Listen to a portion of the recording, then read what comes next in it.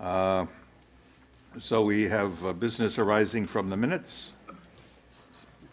Nothing arising. All right, so number 4 then is delegations. At 10 o'clock, we have our auditors, Victoria Watson and Tracy Smith from BDO, to make a presentation for the 2017 County of Gray financial statements. We'll put a motion on the floor. We'll do it afterwards. That's the boss is saying. Come on up, Tracy. And Victoria Watson. The same team. Nice to see you again. I'd just like to welcome Tracy and Victoria here, Vicky as I call her. Just, it's funny, every time they show up, there seems to be a delegation that roars into the room. Last year we had to bring the police in, so anyway, it wasn't quite that bad today. Thank you. Welcome, ladies.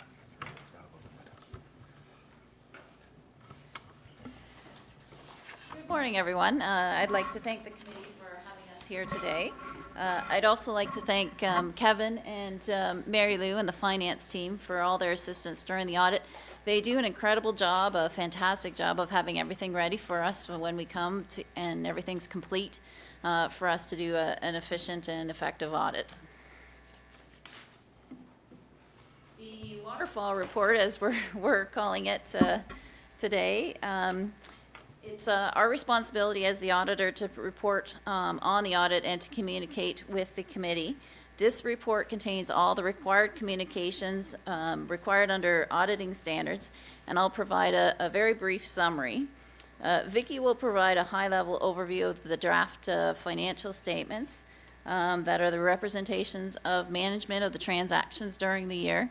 The financial statements are in draft. They need approval before we can release our final audit report. Vicki will also present a graphical report that highlights some key financial areas. And if you have any questions, please feel free to ask us throughout the presentation. In the executive summary, once the draft financial statements are approved, we have to obtain a signed representation letter from management up to that final report date, and also do subsequent event review up until that report date. BDO is required annually to confirm that we are independent of the county, so we do confirm we are independent. Materiality. Amounts are material if they could influence the decisions of users relying on these financial statements. Materiality was $2.4 million based on 2% average total revenues, which is a standard benchmark for public sector entities. So as your auditor, we provide reasonable but not absolute assurance on the financial statements because we can't physically audit 100% of your transactions during the year. So we use this materiality to help focus our audit and help us to determine the amounts to be tested through statistical sampling. As part of our ongoing communications with you, we are required to have a discussion about significant accounting policies, accounting estimates, and financial statement disclosures. Financial statement disclosures you'll find in your financial statements are a breakdown of the accumulated surplus in Note 4, contingencies and liabilities that is reported in Note 12, and commitments in Note 11.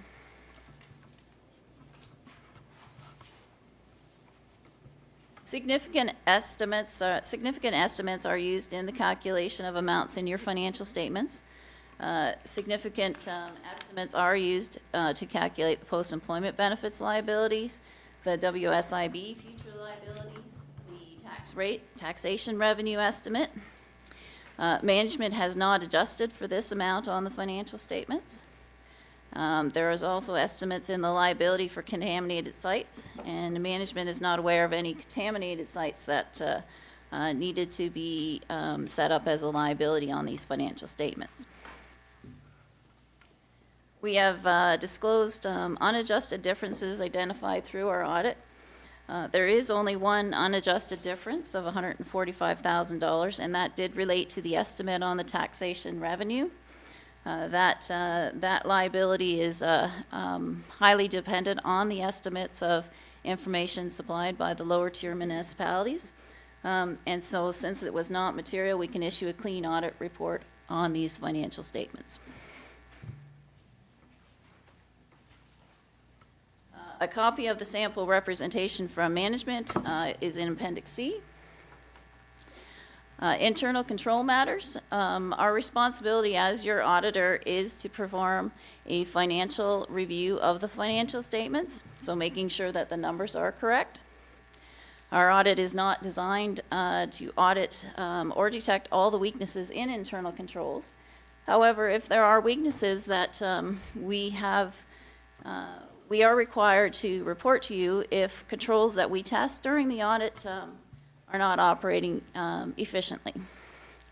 There was one secondary control that was put into place by the county when the province brought in the Social Assistance Management System, the SAMS system for the social assistance.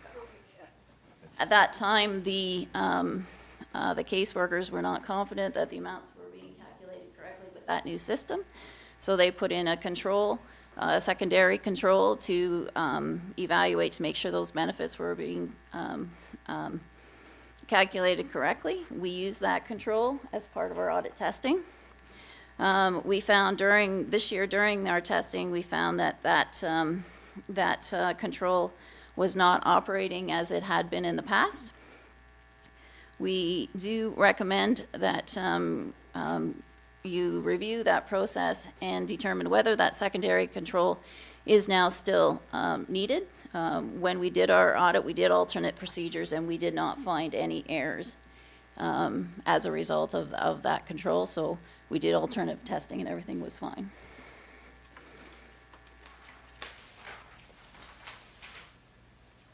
Canadian generally accepted auditing standards require us to discuss fraud risk. We're not aware of any actual suspected or alleged fraud. If you have any concerns in this area, we ask that you contact us directly. So that concludes the required communications. Are there any questions before we get into the numbers? Any questions? Councillor Fosborough? Yes. Thank you very much, ladies. So there seems to be a transition on the definition of a management letter. So there was a time when a management letter would have been issued and defined as a management letter. And in this package, you're not referring to a management letter. And I interpret this to mean that whatever might have been in a previous management letter that you've included in this document. Is that a correct assumption? Correct. If there are significant weaknesses in controls from our audit testing, so something we found during our audit that we believe should be communicated to the committee or council as those charged with governance, it is included in this letter to you that we have presented. And so there's no management letter in addition to what you've provided to us? There is no other management letter that has, right?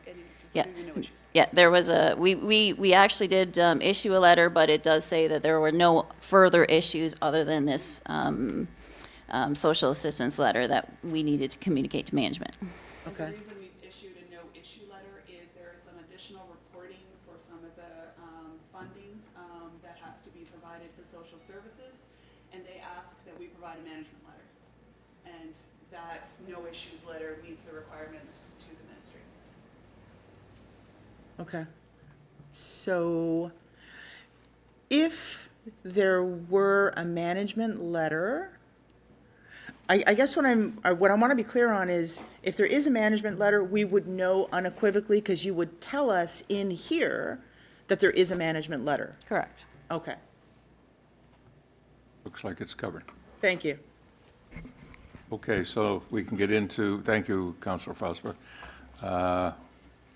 Moving into the nitty-gritty. The nitty-gritty. As Tracy mentioned, I'm going to go over this in a bit more of a overview. Could you lean into the microphone a little bit because we are recording here, so. Yes, it's just not as tall as I am. I will try Bob better. is not here today, but obviously we need maybe a mic that goes on Yes, around your neck. I or something. apologize. So I'm going to be going through Appendix A, which is the financial report. So this is the draft financial statements, as Tracy mentioned, and we will be issuing the final after those specified criteria are met. So going through the financial statements, I am going to start on page 4, which is your statement of financial position. When we look at the statement of financial position, we do notice that there is the dating of December 31st, 2017, so this is a snapshot in time.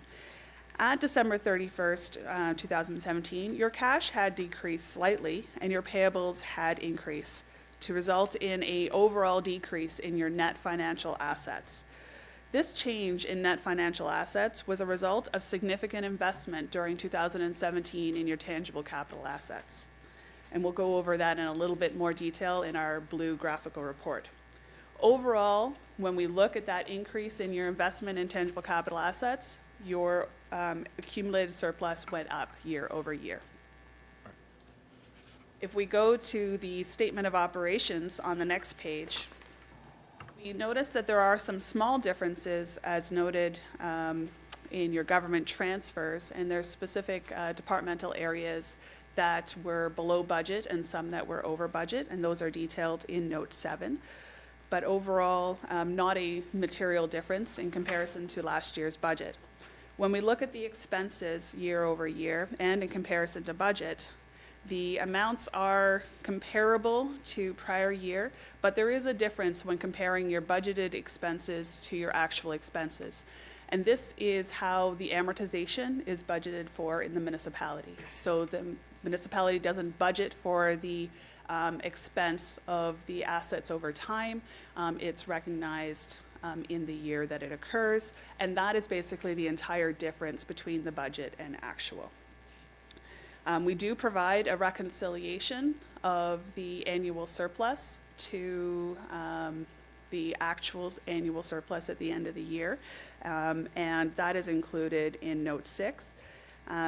This reconciliation shows how this annual surplus of $4.3 million is then used to pay any long-term debt, transfer amounts to reserves, and actually acquire those tangible capital assets during the year. Okay, and we can go through that a little bit more. The graphical report shows it a little bit more succinctly. When we look at page 6, this is that change in net financial assets. And there was a decrease in the net financial assets. And I think this report shows that we did have that, the county did have that annual surplus of $4.3 million, but there was an acquisition of tangible capital assets of over $23 million, recognition of the amortization, and some small changes due to disposal of capital assets. So the impact of $9.5 million change in your capital assets did bring down your net financial assets by $5 million. But you're still in a strong financial position and being in the positive with assets to be able to use into the future. We have also provided in the remainder of the report a breakdown of the cash flows, summary of your significant accounting policies, and details of specific account balances, additional information for you. I can take questions on this portion of the financial statements at this time, or we can go into the blue graphical report, which may provide a little bit. Okay, Breakdown. are there any questions at this point? I guess we can go on to the graphs. Thank you.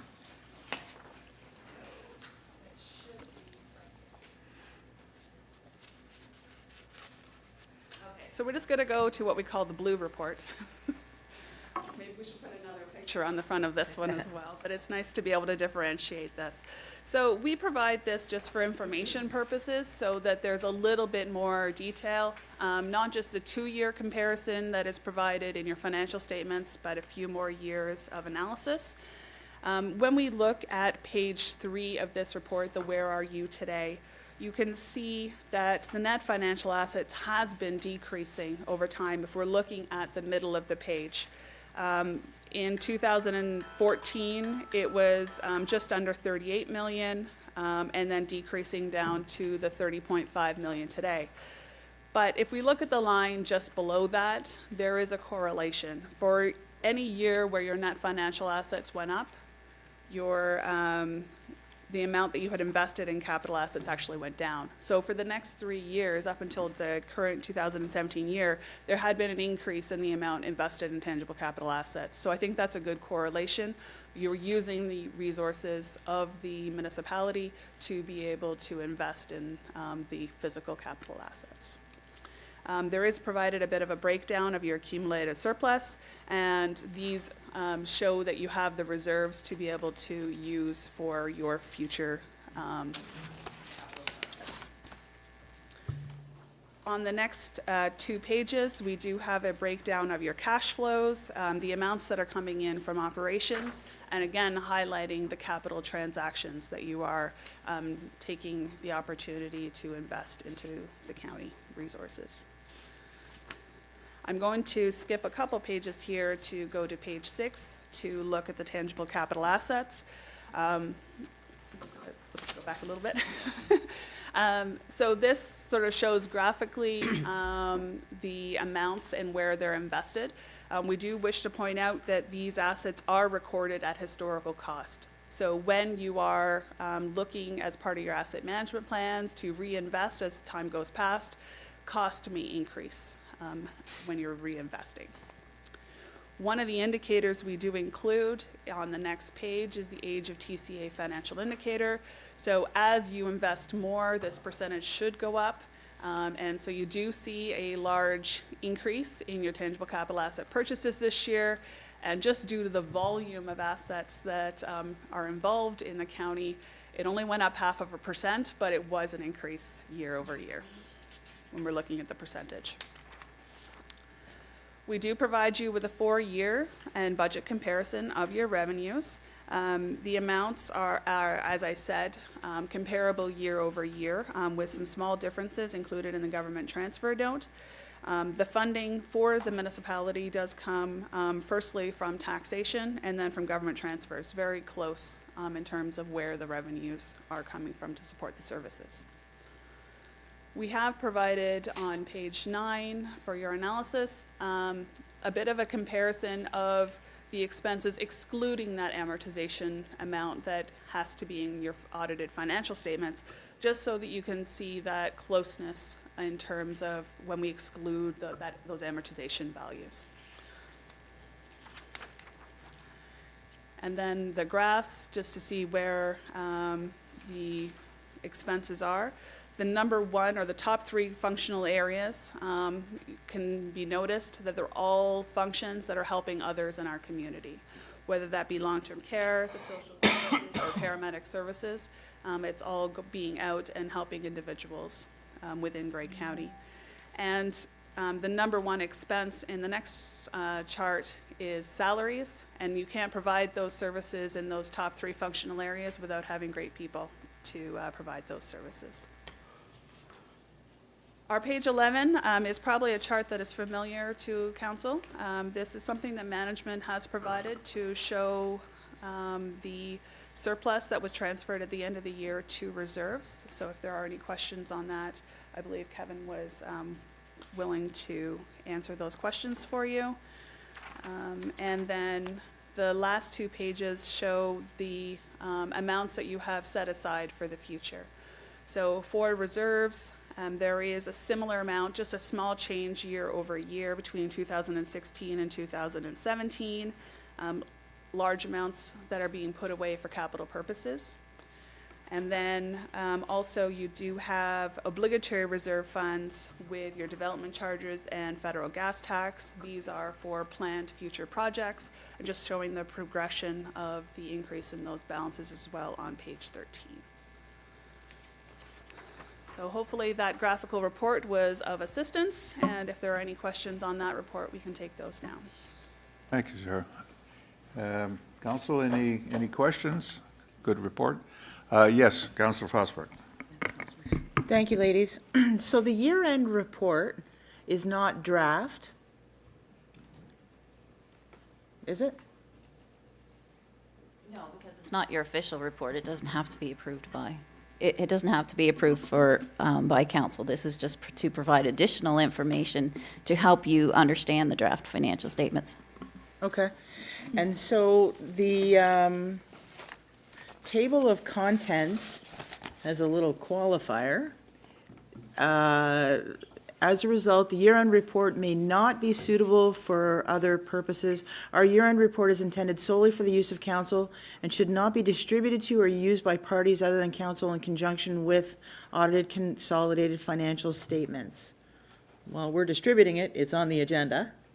And so what's the essence of that? Like, if I try to explain that to ratepayers, what does that mean? It's only there to help understand the financial statements, because the financial statements are prepared with public sector accounting standards, and some of those standards are pretty complex, and they're very consolidated. This provides a less consolidated version of the amounts that are in the audited financial statements. So again, it's only there to help and provide additional information. Thank you. Thank you. Councillor Hicks has a question. Thank you, Mr. Warden. Turning to page 7, I'm struggling to understand the slight increase in terms of percentage between 16 and 17, despite what appears to be a significant investment in tangible capital assets in 17. When we look at your asset base, actually on page 6, I believe, we see that the historical cost is the change between the historical cost, 420 million to 437 million. The basis on the amortized value of that, the percentage change doesn't change it enough. It's just based on the volume, the actual magnitude of the capital assets that are owned by the County of Grey. So it doesn't change. So it's kind of a long-term game plan. You have to keep investing in capital assets. It can't, a one-year big increase isn't gonna move the numbers a tremendous amount. So again, it's the long-term game, trying to make sure that you reinvest in those assets and keep investing, because the older assets are getting older. Even though you're adding new ones, you still have to deal with those old assets. Councillor Hicks is pleased with that? Yes. Yes, thank you. Councillor Ardell. Thank you, Mr. Warden. I had a question before, so it's a good report, Tracy and Victoria. Thank you. It's really good. It's to Kevin, so, or even to Kim. Do we receive cash here at the Grey County at all? And how do we audit that? Kevin? We discourage it, but we still have clients that, due to various reasons, cannot have a bank account and things like that. So we do that. We do accept cash for rental housing and stuff like that. Those things, those deposits, they go through more than one person each day, and so there's controls put in place for that. Okay, that's what I was just looking for, some controls. Having a business previously and having a defalcation, I was just wondering how you have those controls, because I know when I was audited, there was some difficulties in auditing cash, so that's why I was the question. So, but very good report. Thank you. Thank you. No further questions, and thank you. Oh, Councillor Fosbuck. Yes, go ahead. So just to clarify, is the presentation done? Well, we have to put the motion on the floor. Okay, so I do have an additional question. Okay. So in relation to internal controls and our duty to ensure what we need to ensure per the Municipal Act, I'm not going to cite it. I don't know what internal controls are in place. You do. So your job is to let us know if the internal controls are in need of refreshing, enhancing. Could you clarify how that works? Our responsibility is not to report on those internal controls. Our responsibility is to understand what controls you do have in place and use those controls to help us audit. And if there are we use a combination of testing those controls and substantive testing, which basically means we audit back to the physical documentation, whereas in internal controls, we're auditing to make sure that things are being approved and that type of thing. If you have an issue with your internal controls, if there's something specific that, for cash, for instance, I'm sure that, your management team can give you a report on what specific controls are in that area. Thank you. And so, further to that, well, in addition to that point, the provincial offenses and gray routes, do you in fact audit those entities? We don't separately audit those entities. Those entities, those transactions are audited in consolidation with the total county, so they are subject to the $2.4 million materiality that covers the whole of the transactions of the municipality. Okay, thank you for that. And so knowing that, so BDO's been the auditor for about 40 years, I understand, with Grey County. So we council members come and go. And so the continuity of your observations in relation to financial controls and so forth, from one year to the next, you're pointing out, okay, you know, you could do that a little differently, you could do that a little differently. And do you actually track from year to year that those things are addressed? If there's an issue that we brought up, we do check the next year to make sure it's addressed. So when we look at the control for the social assistance management system, if it's determined that that control is redundant now because the system is now in place, we will change our audit to make sure that we, right from the beginning, are auditing that with alternate procedures, which is the way we ended up doing it for this audit. So we do check to make sure that anything that we've found is addressed, yes. Okay, thank you. So part of the reason I bring that up is historically, there has been a recommendation from your firm to implement a whistleblower policy. And so when you say that if anybody has any concerns, they could contact you directly, that's anybody, council, staff, ratepayer? That's in terms of fraud. If you suspect that there's an issue with fraud, then that's something we can't discuss in open council. So then we would actually call a closed report, I believe would be the correct way to do it under the Municipal Act. So we would call for a closed meeting, and then we can discuss in that closed meeting if there's an issue and what you would like us to do as your auditor to investigate that, or whether that's going to be investigated by the staff, or if there's a different, or if it needs to go to the police. So there is a process. So the recommendation for whistleblower policy, that must have been, I think, Councillor Fosbrook, you've had more than 5 minutes on the subject, so if you could, I'd appreciate it. could we just get an answer to that one question? I think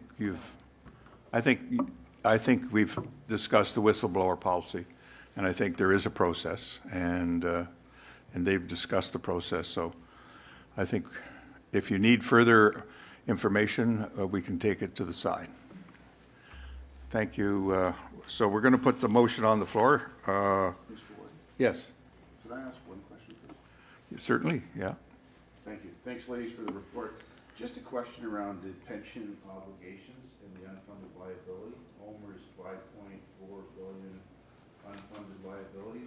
What implication does that have going forward for the county? Oh, for the OMERS part? It has basically gone through various cycles in OMERS, and it just affects their contribution rates. We don't look at the OMERS information specifically, other than this disclosure requirement, but we're not auditing OMERS.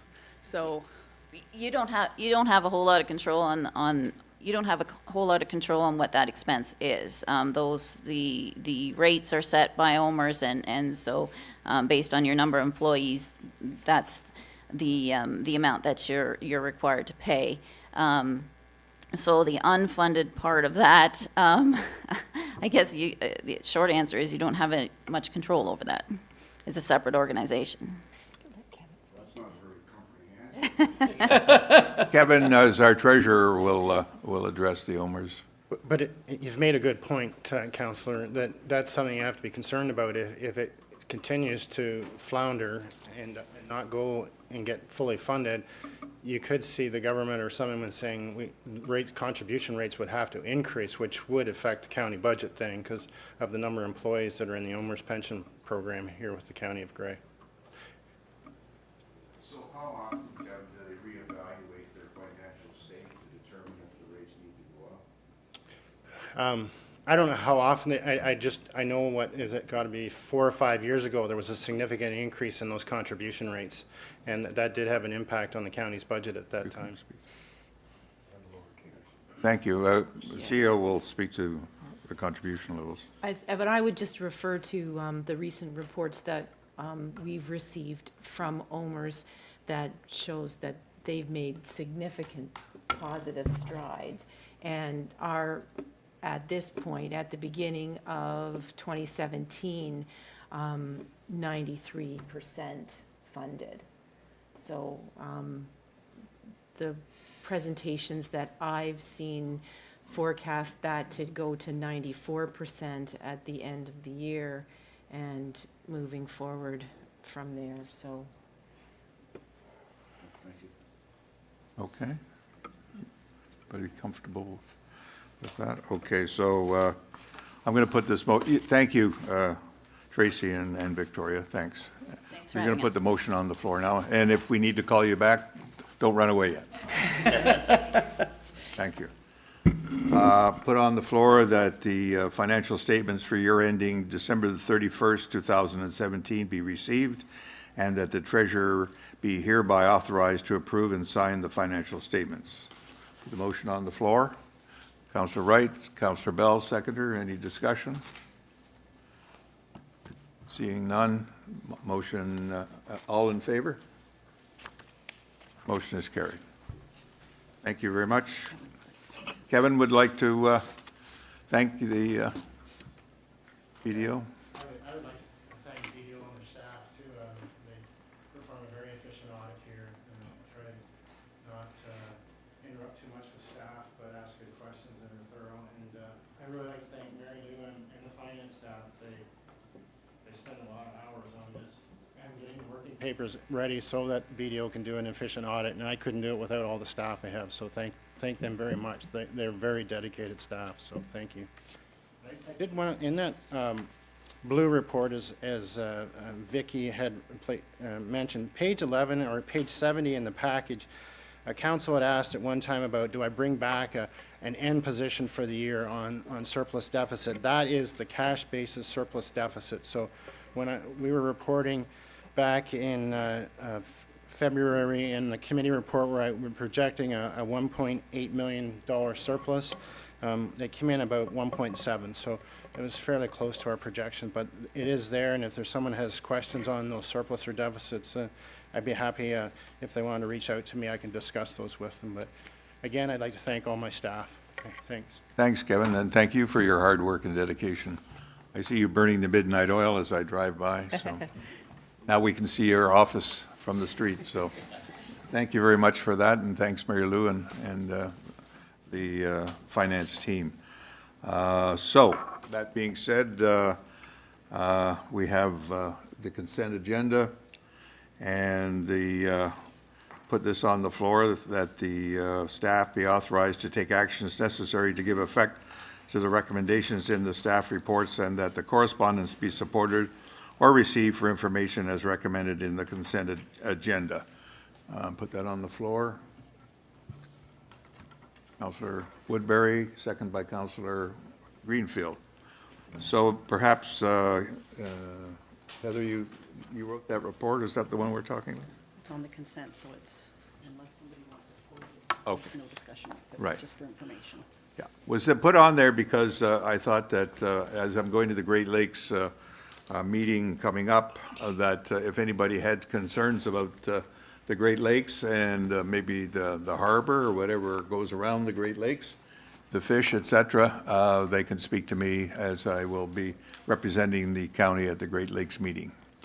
All right, so that's motions on the floor. Any, call the vote on that, please? All in favor? Thank you very much for that. Okay.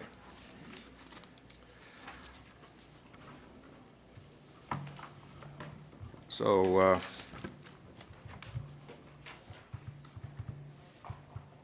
we're into 7 now, 7A, and the report FRCW 12-18 regarding the 2017 Development Charges Reserve Fund statement be received, and that council accepts this treasurer's declaration that the county is in compliance with the reporting requirements of the Development Charges Act 1997 and any additional reporting requirements identified by the Smart Growth for Our Communities Act 2015, Bill 73, and that report FRCW 1218 and related attachments be made available on the county's website or upon request. Put that on the floor, please. Councillor Mackey, Councillor Fosbrook. Kevin. Thank you. Yeah, this is the annual statement that I'm required as per the Development Charges Act to provide to council on the development charges and on the bylaw and reserve funds. In the past, we used to have to send these statements to municipal affairs. Now they're just stating that we have to make them available to the public, so we've been putting these up on the county's website.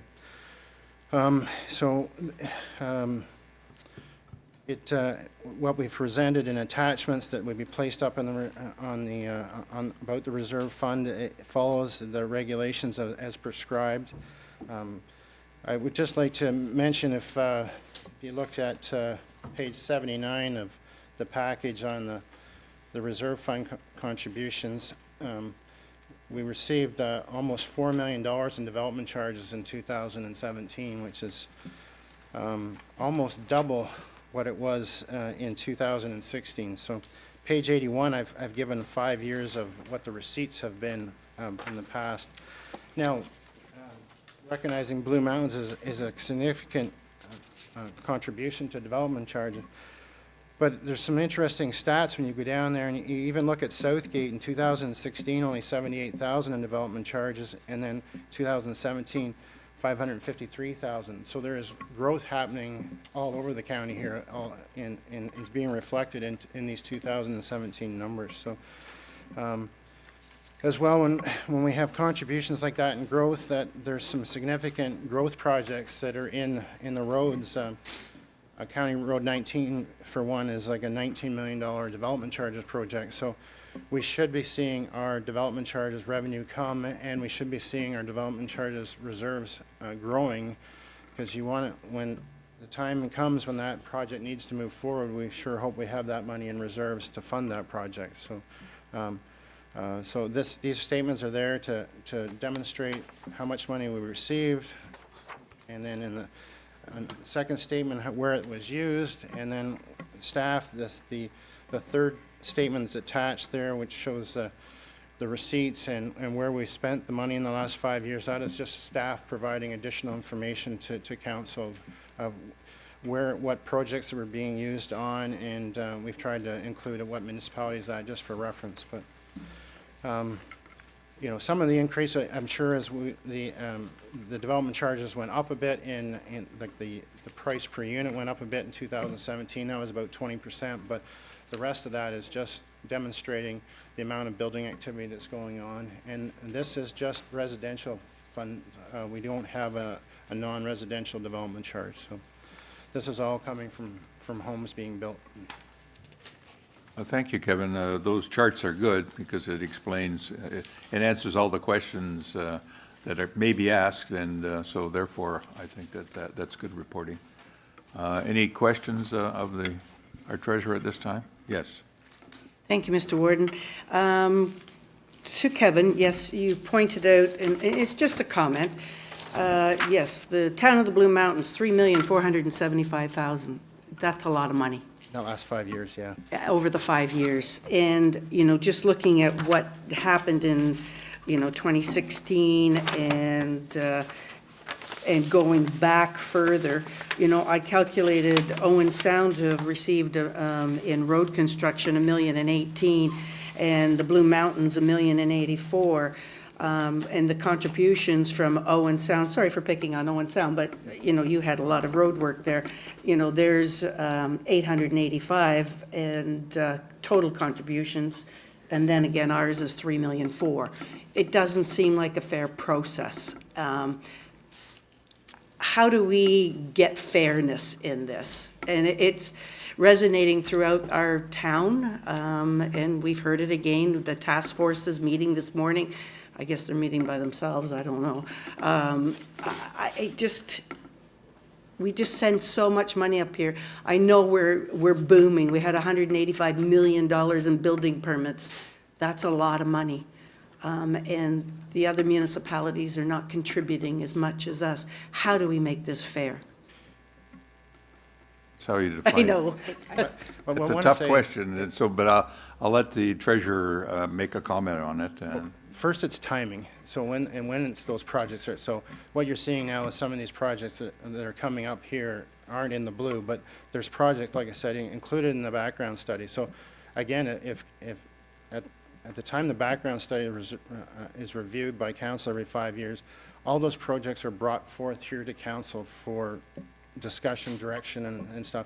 I know there's significant jobs there that are in, you know, that next 50 years, and that's why I said we should be seeing this reserve build for that, otherwise we've got a bigger problem. Yes. And then you have some really upset ratepayers, where did that money go, right? So no, we're following that background study, the jobs that have been identified. When those jobs come up, to not use development charges, then I could have the development community very upset that, hey, you collected for this and you didn't use it in this case, Owen Sound. So, but that's, yeah, I think it's more timing than anything, but I can see what you're saying. If you look at a snapshot of 5 years and you know, I think the paramedic station fell off on the 6th year that there was an investment. So that's how I would explain it. And that's where the input from the public and ratepayers and councils on, when we update that development charge, if you don't agree with some of the jobs that are included in the background study, that's what I would think you'd share your comments at that time.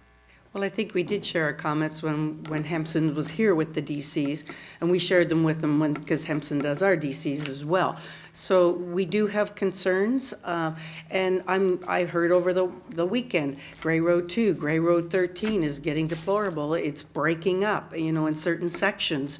And, you know, that when are you going to fix these roads, you know? And, you know, we don't want accidents to happen. Nobody does. And then we get into legals and then everything else. But, you know, when our ratepayers see this type of amount of money that's coming up here, I know we're trying to get some money back into our area, but we really need to, you know, look at our roads too. And we're the main contributor, and I know we have to be fair to all the other municipalities. We're in this together. But I don't know how you do this fairness, and, you know, things are coming through, and yes, we had the EMS station, and it's fallen off now, and we do use that EMS station for the visitors that are coming here. You know, I keep saying, like, we had 1 million visitors, and then 1,000,005, and now we have 2 million visitors coming to our area. It's a lot of people, and a lot of people are using that EMS station because they're coming down the hill recklessly, I guess, and other things that are happening. But I guess I'm still harping on this amount of money that is coming up here. Those are just comments. And Thank you for that. 119 was done in 2017, which is almost $900,000 too. So that there was development charges funding put back in the community too. But I added them all up together. Yep. No. So we do have a task force which is looking at the Blue Mountain concerns, and they're certainly able to bring up that information and work with the county for rationalization of what's happening going forward. So, CEO, do you want to have? I would just add that I think we all need to use some caution. You don't want to have too simplistic of a lens. This is not just a single point in time, and it's not about a single area. I take your point that, you know, there's been a tremendous amount of development in Blue, but we have a responsibility as a county for a whole system. And in order for it to function appropriately, then you have to make sure that you're taking care of the whole system. And I think when 5-year capital or 10-year capital comes back and we're looking at those road projects and how they're being prioritized, I think that's the time to have that conversation about whether or not we're dealing with the highest priority projects. If council feels that things haven't been prioritized appropriately, then we need to have a conversation about that. But that's, I think, where this kind of starts, is where is that need, and what's the standard that we expect across the whole county, and what are we doing to make sure that that standard's being applied fairly and equitably across everywhere. And I think in the fullness of time, we will get to that place, but we are dealing with something that's happened in a relatively short period of time. I think there was growth, and then there was a lot of growth just in the recent time. So it really sticks out. But I think if you look, as Kevin pointed out, at the growth that's happening in other places, where we are today is not where we anticipate we will be in 5 or 10 years. And we really do have to look at things with that longer lens. And just on that, we've had growth since, I guess, I started. And so in '98, when Interwest came in here, we had the growth then, and then we started the building permits. We had $87 million, and we were just like, whoa. That was back in '99 and 2000, and it just continues to grow. So I guess historically, if you go back to 2000 even, we have been contributing a lot of DCs up here.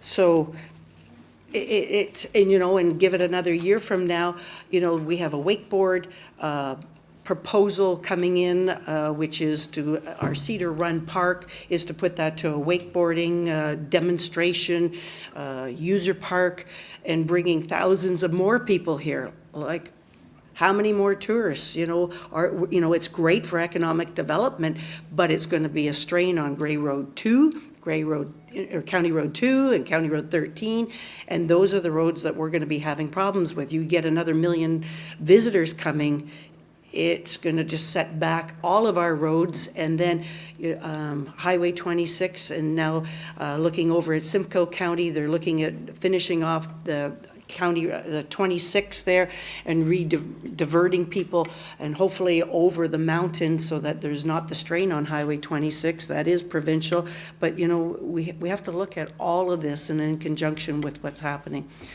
I won't go on and on, but yeah, it's a concern.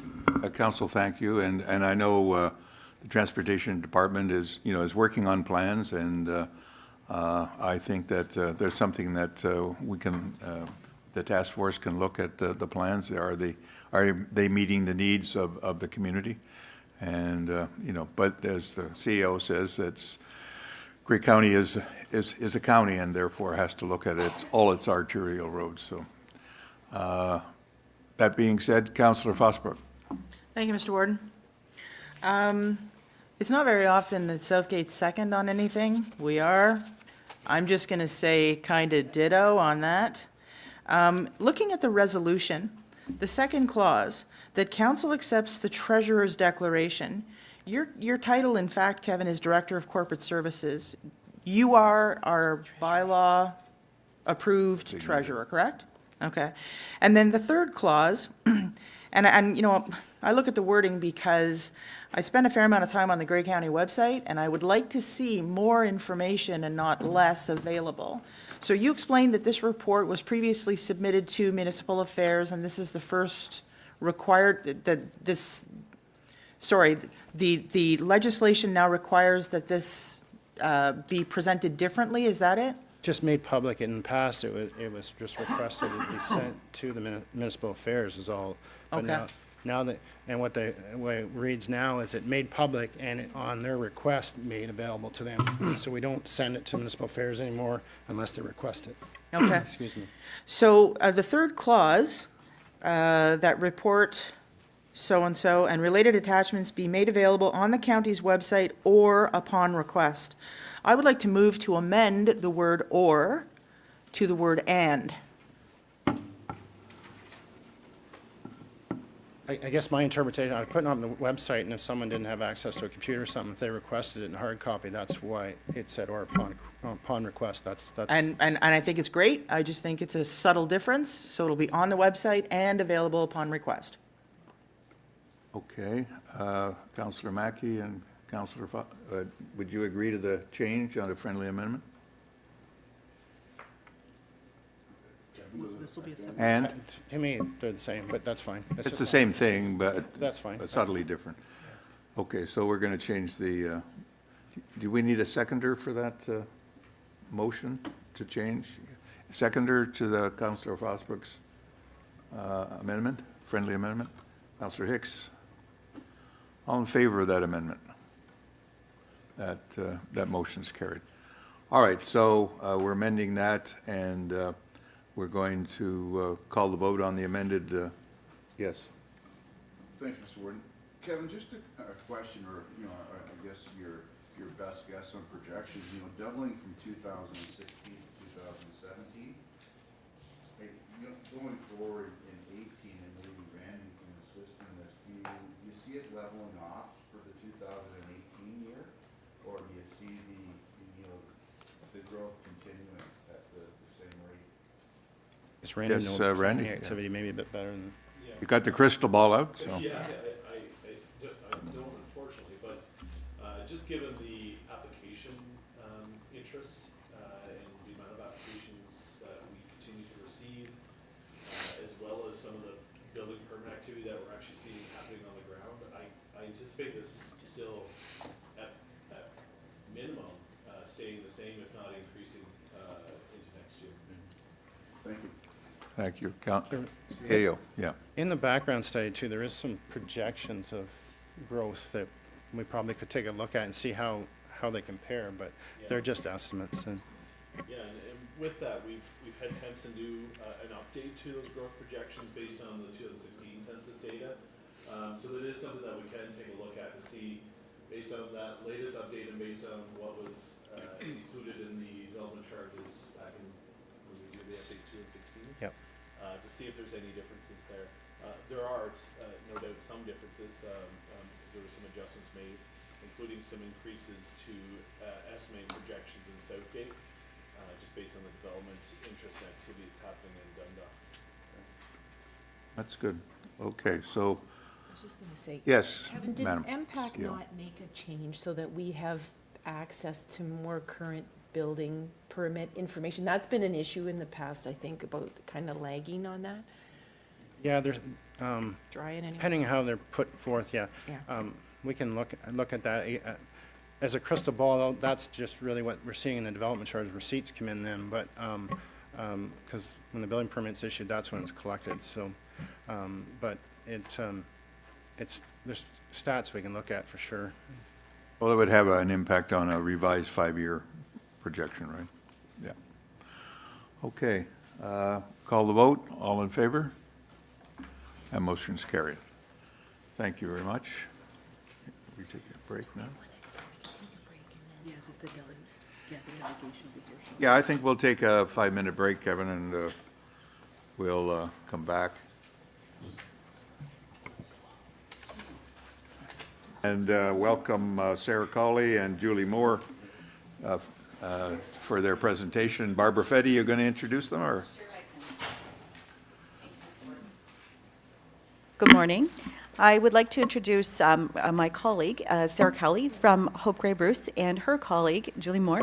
They're going to speak to us today on the integration process they've been going through here in Grey Bruce counties with regard to the mental health and addiction services. So I think you'll really enjoy this. This will be my third opportunity, and I learn more every time. So I'm really grateful for them to be here. Thanks, ladies. Oh, thank you, and welcome, ladies.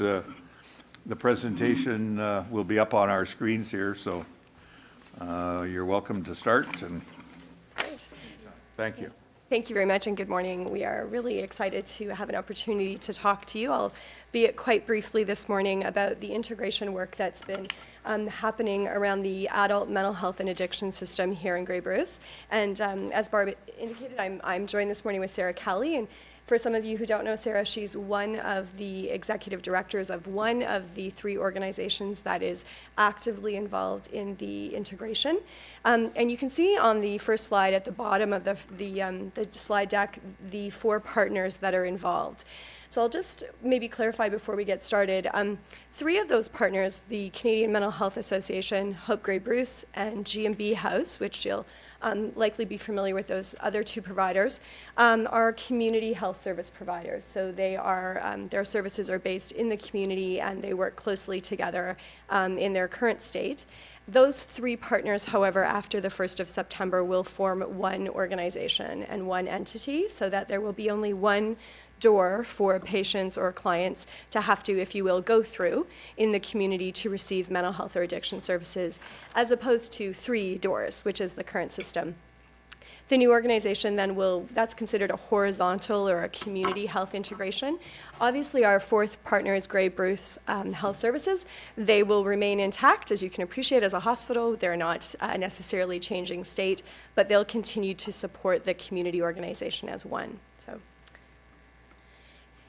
So those 4 partners that, again, are listed at the bottom of the slide deck really entered into the integration with an understanding that they had a shared vision. And that vision, as you can see, is on your slide. And that really represents a single community health service provider, which will build on the expertise of both staff and system strengths that currently exist, with an end goal of improving both the coordination and the access for all patients and clients. And you heard me mention a minute ago that one organization means one door and one access point into the system, and so this integration will achieve that. So just a really quick background on the work that's been happening, because it's been an ongoing conversation for quite a while. Essentially, conversations around integration started 2 years ago, or 2.5 years ago, with a series of facilitated conversations by the Southwest LHIN, which is the funder for all of the mental health and addiction services here in Grey Bruce. Those conversations led to a memorandum of understanding, which was signed and executed by the 4 organizations. And that, in fact, led to another document, which was a transition agreement and the formation of a transition council. And that agreement and that council have really been the advisory body to the integration, and the agreement itself has really governed the process for moving the integration forward. And the council is made up of representatives and board members from each of the 4 organizations. So these 4 partners have worked very closely. There's been, as you can appreciate, some difficult conversations and some heavy lifting that goes into talking about what future state can look like and the changes that need to happen to achieve that. But those conversations culminated in an amalgamation agreement, which was executed in January of this year. And that agreement solidified the partnership between the 3 community organizations and identified both a new name, which will continue to be the Canadian Mental Health Association Grey Bruce, but we have added some language to the new organization's title to reference addictions. Because as you know, CMHA, the language in the current brand does not capture addictions, and we felt it was very important to ensure that the service reflected the addiction work that's and supports that are also offered. So we entered into an amalgamation agreement in January, and we identified a changeover or an implementation date for the 1st of September. So it's pretty ambitious timelines. These providers are very driven, but certainly we believe that's achievable, and we're on track, so that's good news. And the work that's been happening since last spring has been funded by the Southwest LHIN, and we've referenced that in the bottom bullet. So some really early milestones. You can appreciate when you're bringing together 3 community partners, we have to do our legal due diligence to identify risks and assets and all of the liabilities of bringing together 3 partners. That work was done last fall. You heard me say a minute ago that we were able to identify a brand and a name for the new organization. And as I also mentioned, we've decided to continue to use CMHA as our brand. And we identified an opportunity to really, I think, develop some governance framework and structure for governance, which included members of the new board and the skill set that they would bring to the new board. And we were able to determine which programs and services in the community and hospital would either stay at the hospital or come to the community. So that was our realignment process. Sarah said, by the way, that I could do all the talking, just so you know. She knows I'm super chatty. She said she'd take the questions. So I just want to really stop here and just pause, just to kind of give you a little context. Integration work in healthcare and other places in Ontario often are driven by quality concerns, if we were honest. Sometimes the funder, the LHIN, or the Ministry of Health will insist, if you will, that we explore an integration because there are issues around quality of services. That has not been the case here in Grey Bruce. This has been an entirely voluntary integration. The funder, while they've supported it with resources, have not actually been at the table. So the LHIN is not a transition council member, has not been the driver of the bus, if you will. And it's really been, I think, driven by a desire to best meet patient and client needs. And it's not been driven by concerns around quality of service or gaps in service or concerns that services are not being delivered in an efficient way or by qualified staff. So it's actually quite refreshing, and I would say to you as someone who's for 8 years worked for the LHIN and done this work in a different context, it's been quite delightful to come here as an independent consultant to move the project forward because it's been really truly pioneering because it's really about building on what we're already doing very well, as opposed to integrating to correct things that we're not doing well. And so I think really wanting to meet the patient need and ensure that we best meet the local needs of clients has been the driving force. So if you were to access mental health or addiction services here in Grey Bruce today, this would be kind of a snapshot of what the services look like. So you can see lots of doors, lots of programs, lots of great quality services. Not always the easiest to navigate if you're an individual in crisis or you're supporting a family member with a mental health or an addiction challenge. And so we recognized, as you can see, that we wanted to make improvements around coordination. We've shared with you, and I won't go through this, but one client or patient's story so you get a sense of what it feels like for an individual who's trying to access services and what they may experience as a result. So in our early conversations, whenever we were making decisions about which programs or services should stay at the hospital or move into the new community organization or vice versa, these were our guiding criteria to determine, does this make sense? Is this a good move for this program or service? So obviously we wanted to improve the inflow and outflow of mental health and addiction patients from the hospital so that we reduced wait times, ED visits, number of inpatient days, those kinds of markers. Wanted to reduce the fragmentation between services. So right now we've got 4 partners. There are some gaps between them, so wanted to reduce that. Along with that, wanting to reduce some duplications, which do exist in our system. Sometimes we've got multiple providers all doing, for example, case management or crisis counseling. So wanting to reduce some of those duplications.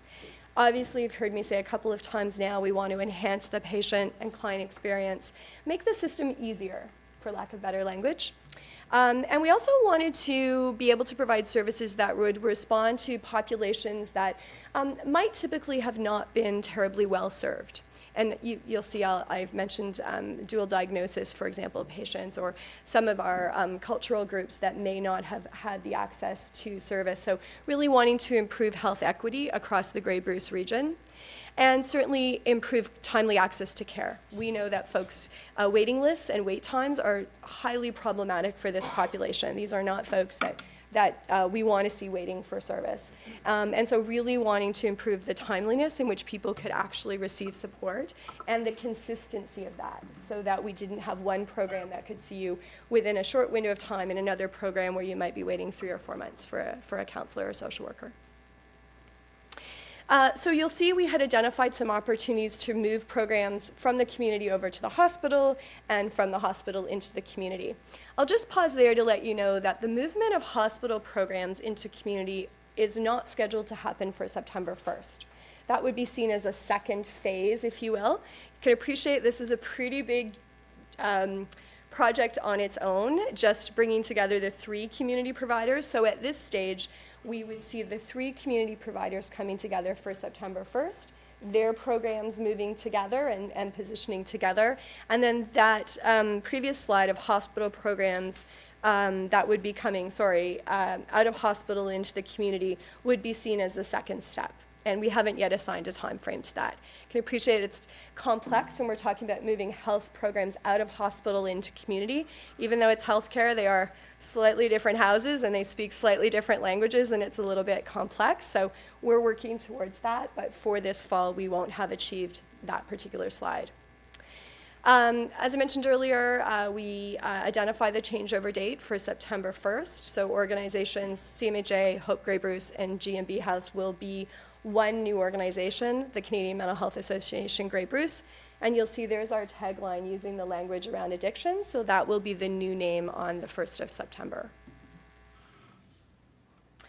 And so I apologize, this slide deck was used for the Southwest LHIN board back in February. So it's backdated from February to this fall, but this talks a little bit about what our next steps were then, and some of them are still outstanding.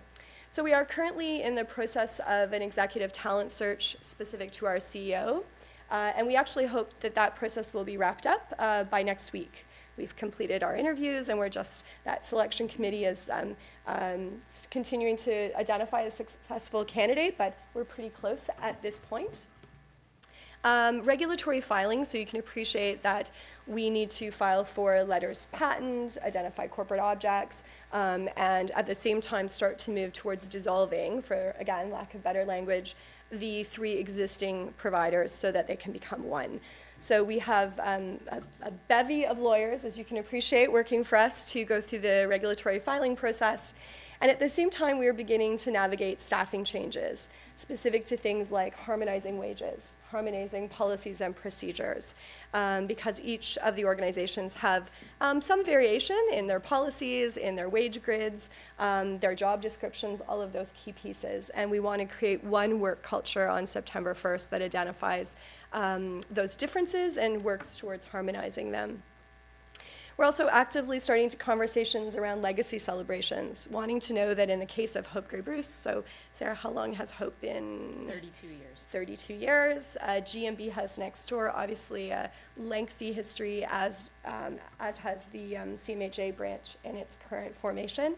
So wanting to really allow opportunities for those boards and those organizations and staff to really celebrate the 32 years of history of doing incredible work to support patients and clients. So we want to be able to pause long enough this spring and summer to recognize the contributions those organizations have made over an extensive period of time. And then in the interim, we are continuing to engage with patients and clients, stakeholders, employee groups to kind of bring them up to date, keep them apprised of the work that we're doing and what's coming next. So being as transparent as possible about the changes and decisions that are being made as we move through the process. So this really slide is probably best suited for our funder and for other communities or other sub-regions that are thinking about an integration. These are really kind of our lessons learned. What has worked well for us here in Grey Bruce? What would we recommend to another sub-region that's thinking of integrating a couple of organizations? So this was really our takeaway for those other communities. And that leaves us with an opportunity to answer any of your questions and not listen to me chat. Give it to Sarah. So that's the work we've done so far. Happy to take questions from anyone.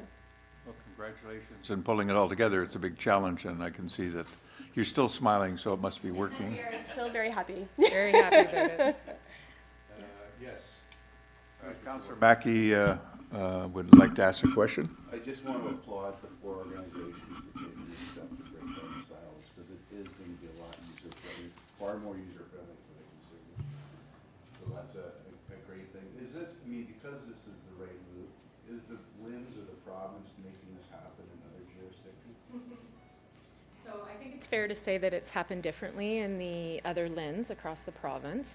In some areas, it has been an involuntary process. So the LHIN has said, you need to make this happen. You need to come together and provide service in a more comprehensive and coordinated way. This would be, I think, provincially the first fully voluntary process. This is truly pioneering, and I would say that too as someone who's come from the LHIN for the last 8 years and going back to the LHIN soon. A lot of the integration work that's happened, particularly in this mental health sector, has not been voluntary. It's been driven by, as I mentioned earlier, concerns about quality, or a need to find efficiencies, which you can appreciate is sometimes then been the driver, which is to reduce duplications in the system. This has been a really pioneering integration, as I said earlier, completely voluntary, but the other reason it's very, I think, progressive in Ontario is that it is the bringing together of mental health and addictions. And historically, those systems have been a little bit distant. They've worked together, but they haven't necessarily been fully embedded or integrated. And so again, the idea that we'll have one provider, and you have that in Hope already, but now you'll have all of those services, mental health and addiction, under one roof, it has not happened elsewhere in the southwestern part of the province. We have an example of that in Kingston Frontenac area, and there's an example of that in Chatham-Kent, but that's it. It's simply not been done, and it's partly been because there hasn't been the goodwill, in my opinion, to move it forward. Incredible goodwill here amongst these 4 providers. Not to say it hasn't been difficult and there hasn't been heavy lifting, but this is incredibly progressive work, and I think the Southwest LHIN has been very supportive and allowed us to get there on our own, because they would probably see this as a Cadillac model that we're moving towards, and we will be a dynamo, I think, for them to be able to showcase across the province. So. Well, I'm really glad you listened to that one client's experience, because I think that speaks to the experience that most people have felt trying to navigate through this. Yeah, it's complex, for sure. Yeah. Well, that was good. Good question. Yes, Councillor Adele. Thank you, Mr. Warden. A question, so will they all be called Hope? You mentioned Kingston Frontenac, or will they each get their own little name? No, so the name will be CMHA Grey Bruce. Right. So that will be the organizational name. And then from there, we'll talk about the programs. So at Hope Grey Bruce, our programs, Community Connections and New Directions, have been known for many, many years. But the new organization will have to look at how they brand programs and how they move forward with the new name of Canadian Mental Health Association. So, but this is Hope Grey Bruce. I'm Hope Grey Bruce. Oh, you're I'm Hope Grey representing Bruce. one of the agencies. Okay. Yeah. I'm getting there. So in the Blue Mountains, we have 2 LHINs. So we're dealing with Simcoe County as well. Will they be volunteering, or will they have to be dragged into doing amalgamation as well? So I think it gets more complicated when you work across the LHINs, so I'm Right. not sure that we'd be integrating, but I think we'd want to be coordinating with them to provide service in the Blue Mountains. We know we have not, from a Grey Bruce perspective, provided great outreach to Meaford and Thornbury in the Blue Mountains, and that certainly has been something that we've identified through this process needs to change. Simcoe is integrated Yes, for a it's- variety of their services. They are. So their branch, their CMHA branch, is an integrated model. Okay. But they do have other providers in that system too. Yeah, Right. So we definitely want to coordinate with those providers to make sure we're not duplicating or there aren't gaps in the Blue Mountains. And I would say there are gaps, because we are in 2 different LHINs. Absolutely, yeah. And I've had experience being in Collingwood, and along the same lines, you know, people tell you stories, and it's like they're here, there, everywhere, and they just don't know where to turn to any longer, and they almost give up. And from a health equity perspective, which is something we've talked a lot about, it's not acceptable to think that you can only get services based on where you live. So That's that right. certainly has been a driving force behind our integration. Right, that's terrific. Good, thank you. Thanks for that update. Councillor Greenfield and Councillor Hicks as well after that? And then Councillor Fosberg. Good questions. Come on. Thank you, Mr. Warden. Thank you, ladies, for your presentation. Mental health and addictions. I guess maybe I've been mistaken, but I've always taken them as 2 separate challenges that various individuals have. But one of your slides talked about dual diagnosis, and I was just wondering if one is suffering from mental health difficulties, how common would it be to also have an addiction of some kind, or vice versa? Is this common? Is it becoming more common in today's society? So certainly, at Hope Grey Bruce, that's what we would, is deemed in the system to be a concurrent disorder when you have a mental health and an addiction issue. It's certainly become more prevalent. We do have a program of counselors. But over the 32 years that we've existed as an agency running mental health and addiction services, we have worked hard to further an integrated model, so whole health in relation to a client, because rarely do they come with just one issue. We know that, and rarely do they come with just anxiety or just depression or just a substance use issue. And so moving all of that work together would really, I think, be the goal of this new agency, to really look at the whole person and to not move people between programs based on what their concern is, but to offer them someone who can work with them regardless of what their diagnosis has been. Thank you. Thank you for that. Councillor Hicks, then Councillor Fosbrook. Thank you, Mr. Warden, and thank you for the presentation. I would ditto the comments made by Councillor Mackey and congratulate you. And frankly, I'm not terribly surprised that this kind of, well, revolutionary or perhaps forward thinking is happening in Grey and Bruce, because this is the place where we saw children's aid societies on their own voluntarily do exactly the same thing. So congratulations on that. And I would commend you, maybe you've already done this, to speak with Phyllis Lovell, who has been through exactly the same process that you're going through right now and might have some insights to offer you. But while I'm at it, so talking about children's aid, children and children's mental health, how does that all fit in, or does it not fit into this new model? So speaking about breaking down barriers and the silos, the way the programs have been funded historically, so youth mental health and youth addiction have been funded separately. So youth addiction has always run within Hope Grey Bruce, and it's funded by the Ministry of Health and Long-Term Care, and youth mental health is funded by the Ministry of Child and Youth Services. So we know we have Keystone, Youth and Family Services here in Grey Bruce. So certainly we have integrated the addiction services for youth into our programs over the years. But I would expect there will be further collaboration, and we'll be looking for ways to not necessarily amalgamate, but integrate and coordinate the services that we provide and the supports we provide to children and youth with Keystone as we move forward. We would absolutely identify, I think, that the transition from youth services into adult is a gap in our system, and that making the transition when you age out of one system and into the other, historically, because of the funding, as Sarah has said, and the fact that the systems don't necessarily talk together, and because there's so many partners, right? So again, by reducing the number of service providers into one, who can be the lead, we would expect that that will lend itself a little easier, if you will, to connect with the youth system and that side of services, and then to talk about those transition points. It has been identified for us provincially, and the LIN has identified for us some redesign work in the sector, and that includes our youth providers. So we will have to sort of wait to take some direction from the funder, but I would expect it's on the radar, if you will, and it's an opportunity to improve coordination. But we've talked a lot about that, I think, as one of the natural sort of next steps for this new organization. We already, with our youth addiction counselors who are in all of the high schools across Grey Bruce, work collaboratively with the LIN Home and Community Care mental health nurses who work in the schools. We know there's only 2 or 3 of them at any given time across the geography, which is extremely challenging. And so our youth addiction workers do see many youth who have general mental health issues.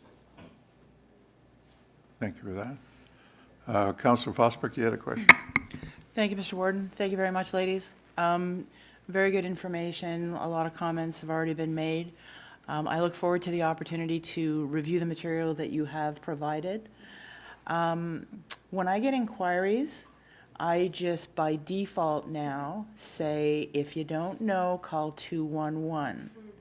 So that, I hope, is going to become a very useful database with which to make informed decisions going forward.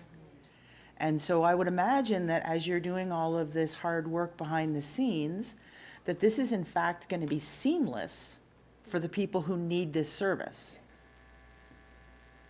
That's all I have for now. No, that's good. The goal with the transition and the integration would be that the clients are not impacted, that they would not feel any negative repercussions related to the service integration, but that they would only see positives related to the coordination of their care and the parties being at the table to provide service to them. And those are certainly lessons we've learned from other integrations, that needs to be a core focus of our work moving forward. Well, I have heard very recently of local challenges with wait times for youth who are motivated to get assistance, and I can only hope that you're going to have an impact on that, and I'll look forward to your success. Thank you. I would think too that, you know, early days, we sort of have like a 100-day action plan. Well, I do in my mind for the first 100 days for the new CEO.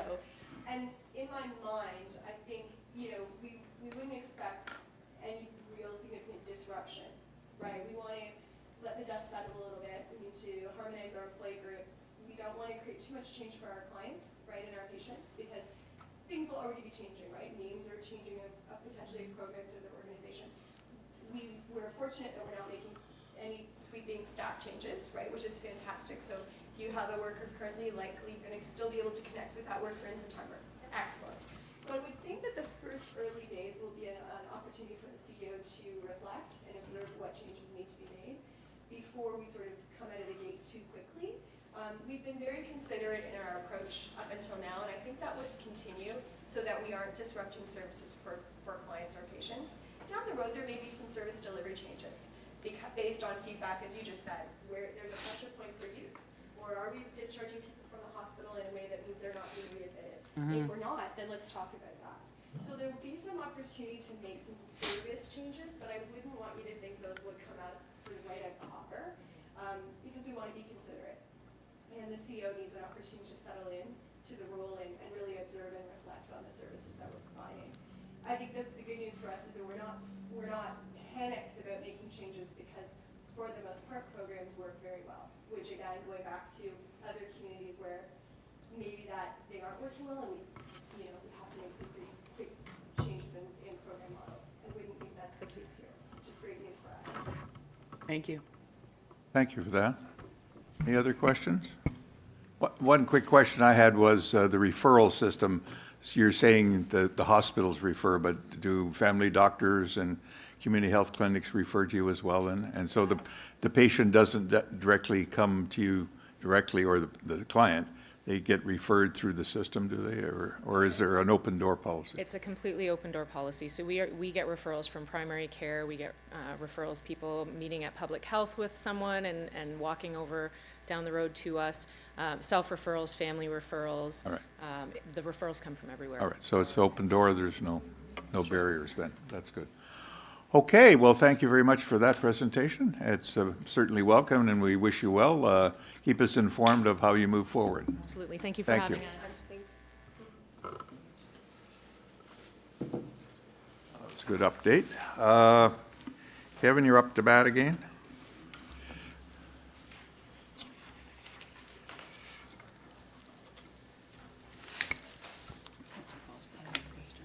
Councillor Fosberg? Yeah, just to clarify, so the delegation that we just received, should we be moving to receive that? Just for information. Pardon me? Apparently not. So there won't be any record on the minutes of what was received? Go ahead, Madam Clerk. Jacqueline will have been taking notes on the highlights of the presentation, so those will be included in the minutes. And their presentation will be included on the county website. Thank you. Thank you. Okay, Kevin, we're going to talk about 2017 investment report. I'm going to put the motion on the floor that report FRCW 1418 regarding the 2017 investment report be received for information. Put it on the floor. Councillor Bell, Councillor Foss, Councillor Patterson. All right, Kevin, please proceed. This is an annual report I do, which is covered under Ontario Regulation 43897, and we're under that requires the treasurer to each year to prepare and provide an investment report. The county's investments are governed by this county's approved cash and investment management policy. And so we're following the reg, we're following the policy. Just highlight the, we've been in an historically low period of low interest rates, so trying to find investments with big returns has been challenging.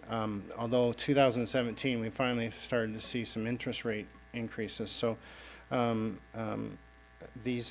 the report here and the attachment with the returns showing about $742,000 investment income being received are low, but I'm optimistic with what the rates we're starting to see and working with financial advisors of different tools and stuff. So so that looks like something that's going to be positive to our budget in the go forward. So the cash on hand that's in this report, those is mainly our operating budget, our operating bank accounts for the various operations. The biggest one being the general bank.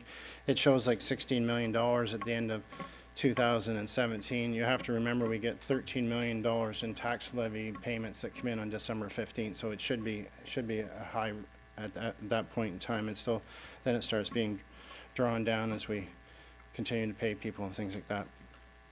Investments, we invest in term deposits, GICs. We're in the One Investment Program, and that One Investment Program is operated under Local Authority Services, LAS. And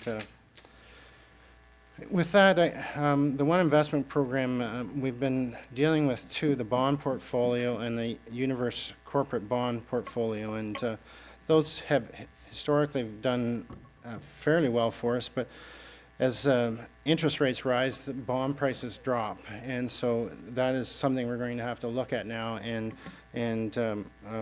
we have them recorded, is in my report. We have them on our financial statements and as market value. They're not being carried at book value at a higher value than if we were to redeem today. So in the future, you shouldn't see a big write-off of investment loss here. So we've recorded them at the lower of the value here, but it's something in speaking with LAS and speaking with other investment things, I think I'll start drawing these down probably 20% a year or something to get out of them. I don't want to judge that they're not going to improve in price and take a total loss in the first year, but that's the plan right now, is to start drawing these down and putting them into other investments. Okay. The other note I put in here about the prudent investment investor standard, that is new into the regulation, and the City of Toronto has had this, but now it's broadening the investment powers that the locals will have. But it does have some restrictions, and like to be eligible, for example, municipalities would need one individually or collectively achieve a minimum investment balance of $100 million, or individually or hold a position with net financial balance of more than $50 million. So you need some, the county would need some people to go with to do this. So, and then it gets run by an investment board that's set up. So it's not run by your council at all, and so it's an independent. So we're just still learning about this. So I put it in here that it's here because LAS is very good at promoting itself and its investment tools, and I'm sure you see them at the AMO conference and things like that. That's what this is about. But we'll try to, as staff, try to learn more about that, and if there is some application here, how we could use it. But it seems to be more for bigger players, but we'll keep an eye on it. If it does have some ways that we can utilize it and create better investment returns, that's better. So we've been investing, due to the interest rates being so low, we've been very short term in our investments, but now I think what we've seen in the market and that I'm going to go back to the latter approach of trying to invest, say, 20% each year over the next 5 years, longer investments, and increase our investment return here now that we've bottomed out, I think, on the interest rates. So anyway, I have listed, there's an attachment there. I'm sorry, it's difficult to read, but I listed the activity of all the term deposit, the GICs, the bond funds, and all that, when they renewed, what the rates are, and like I said, I've included the market value and the book value for the One Investment funds on here, so you can see what they are. So again, this is back to the regulations. I'm to provide this report to you, so I'll try. I'm not an investment guru by any means here, so I reach out to others that help, to help me on this. I'm confident that we can increase these earnings in the future based on what I'm seeing in interest rates now and some of the recent renewals we've had. 1 year's now of over 2% and 2 years almost 2.5%, which is a lot better than what we've seen in the past. So I can try to answer any questions as I can. Oh, thank you for that. Councillor Ardell has a question. Yes, thank you to Kevin. So when you're going to start pulling out 20% and drawing it down, so you're going to take it out of the bonds and the universal.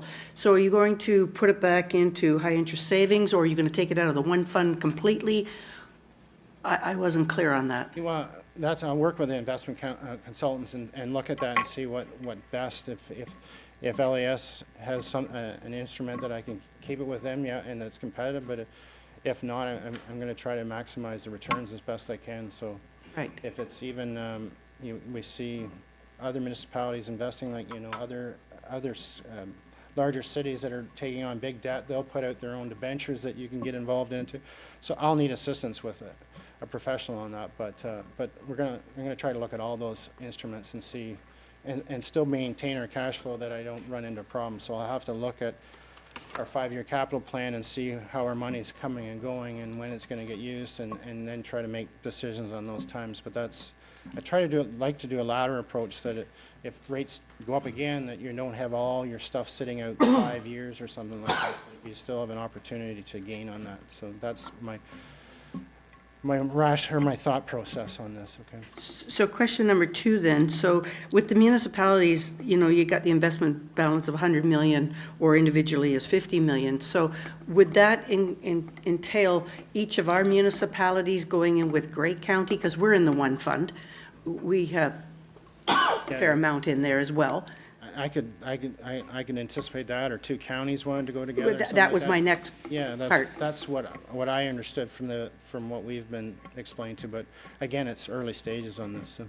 Right, and so with Bruce and Gray, we could probably combine ours to get a bit better interest rate. And I know we're going to be hearing more about this at AMO in August, because I know they are working, LAS is working on this, and we've heard about this.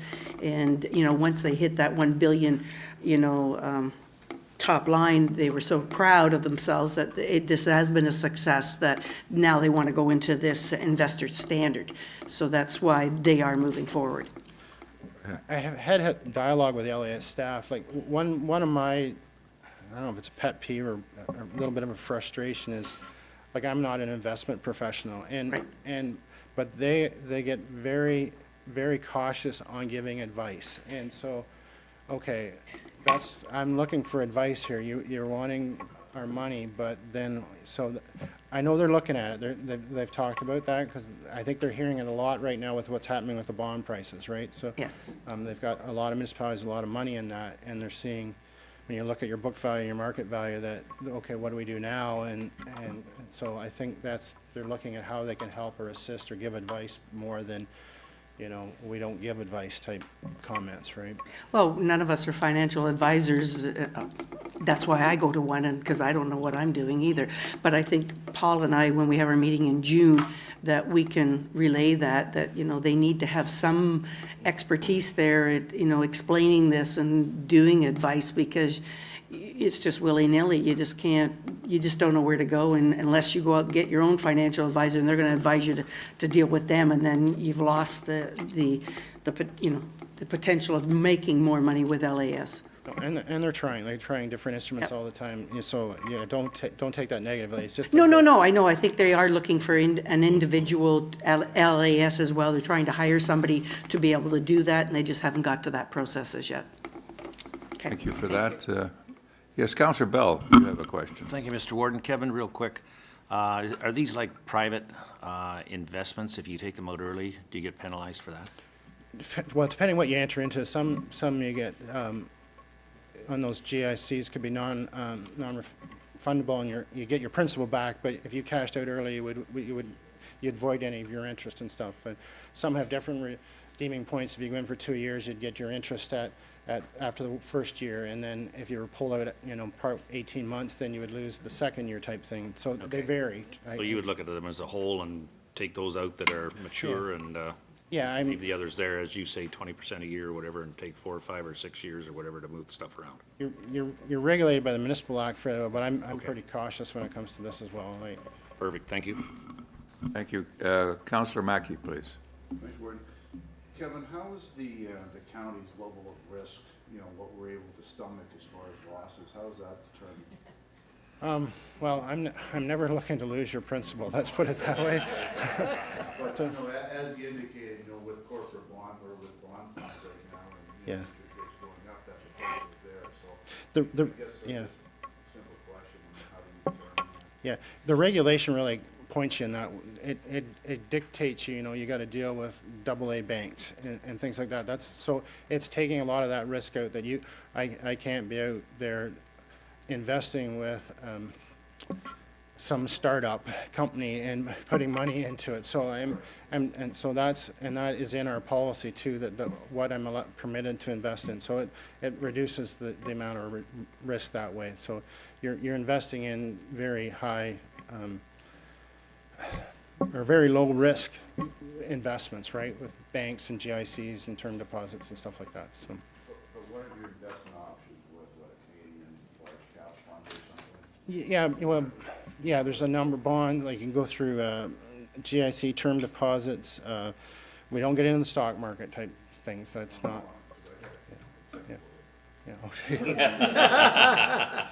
Yeah. Penny stocks. So there's a list, and I go through those every time with whoever I'm speaking to ensure that we're following the regulation and meeting those, and I have the discussion about, I want to protect the county on its principle, for example, so. No, I completely agree. I mean, GIC rates, we're getting 1% of the bonds and Yeah. 2% with the GIC. Yeah, so, yeah. A good discussion. Any other questions? Councillor Fosberg? Thank you, Mr. Warden. So quick question, Kevin. The county's cash and investment policy, is that published somewhere? I looked this morning, so on the website, so I'll get it up there. I did look this Thank you, morning, Kevin. but I know when we moved from Grey Ox to Alfresco, some of this stuff didn't get moved or got missed, and I did check this morning, so my apologies, but I can get it up there. Much appreciated. Thank you. Okay, that covers that. Any other questions? Okay, call the motion. All in favor?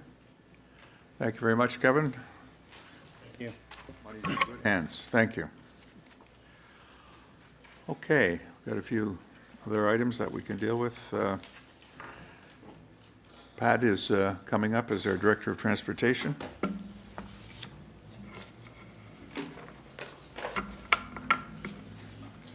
Okay, we're going to put that report TRCW 3018 containing the tender results for the Town of Hanover request for tender 17-003-0001 be received, and that Omega Contractors be awarded the Grey County portion of the tender for a total amount of $906,076.36, excluding HST, and that the project deficit of $23,783.24 be funded from any surplus realized from the 2018 capital construction budget, or if a surplus is not available, from the federal gas tax reserve. Put that on the floor. Councillor Hicks, seconded by Councillor Bell. Okay. Thank you, Mr. Warden. This is a project that we've been working on for a little while with the town of Hanover for a full reconstruction of 12th to 16th Street on Grey Road 10, which is 7th Avenue. Just wanted to mention our work with Ron Cooper. Ron from the town has kind of coordinated with the consultant. He's put out the RFP. He's coordinated our comments on the package. He made sure we always got the package, and he'd take our comments back, and he'd go back to the consultant. So Ron really has been just great to work with on this project, keeping it moving forward. So he's kind of worked with on the detours and that type of thing too. So Ron's really been looking out for us and the town on that. So the project came in slightly over budget, just under $24,000. About $22,500 of this funding would be from the Ontario Municipal Commuter Cycling Fund. So even though this project only had one tender, which, we'd always rather see about 8 tenders, but the prices are pretty much in line with what we've been getting in all our other tenders. So it came in pretty much right on budget, and we're very comfortable with the contractor from what we've heard. So we're ready to move forward and award this to Omega. Okay, thank you. Any other questions, other than the smiles on their faces over there? Councillor Fosbrook. Thank you, Mr. Warden. So this tender followed the purchasing policy procedure of Hanover and not Grey County? Should have been ready for that one. It was on our website as well, was it not? Oh, this one wasn't, so this was Hanover's. Right through the town of Hanover's website. It's been in that this morning. He advised that he vetted all the insurance clauses and all the clauses to ensure that it met Grey County's policy. So we followed Hanover's purchasing policy and procedure, and a $2.4 million contract, and we got one respondent? Well, it wasn't the earliest contract out either, right? So, I mean, Durham has just come out.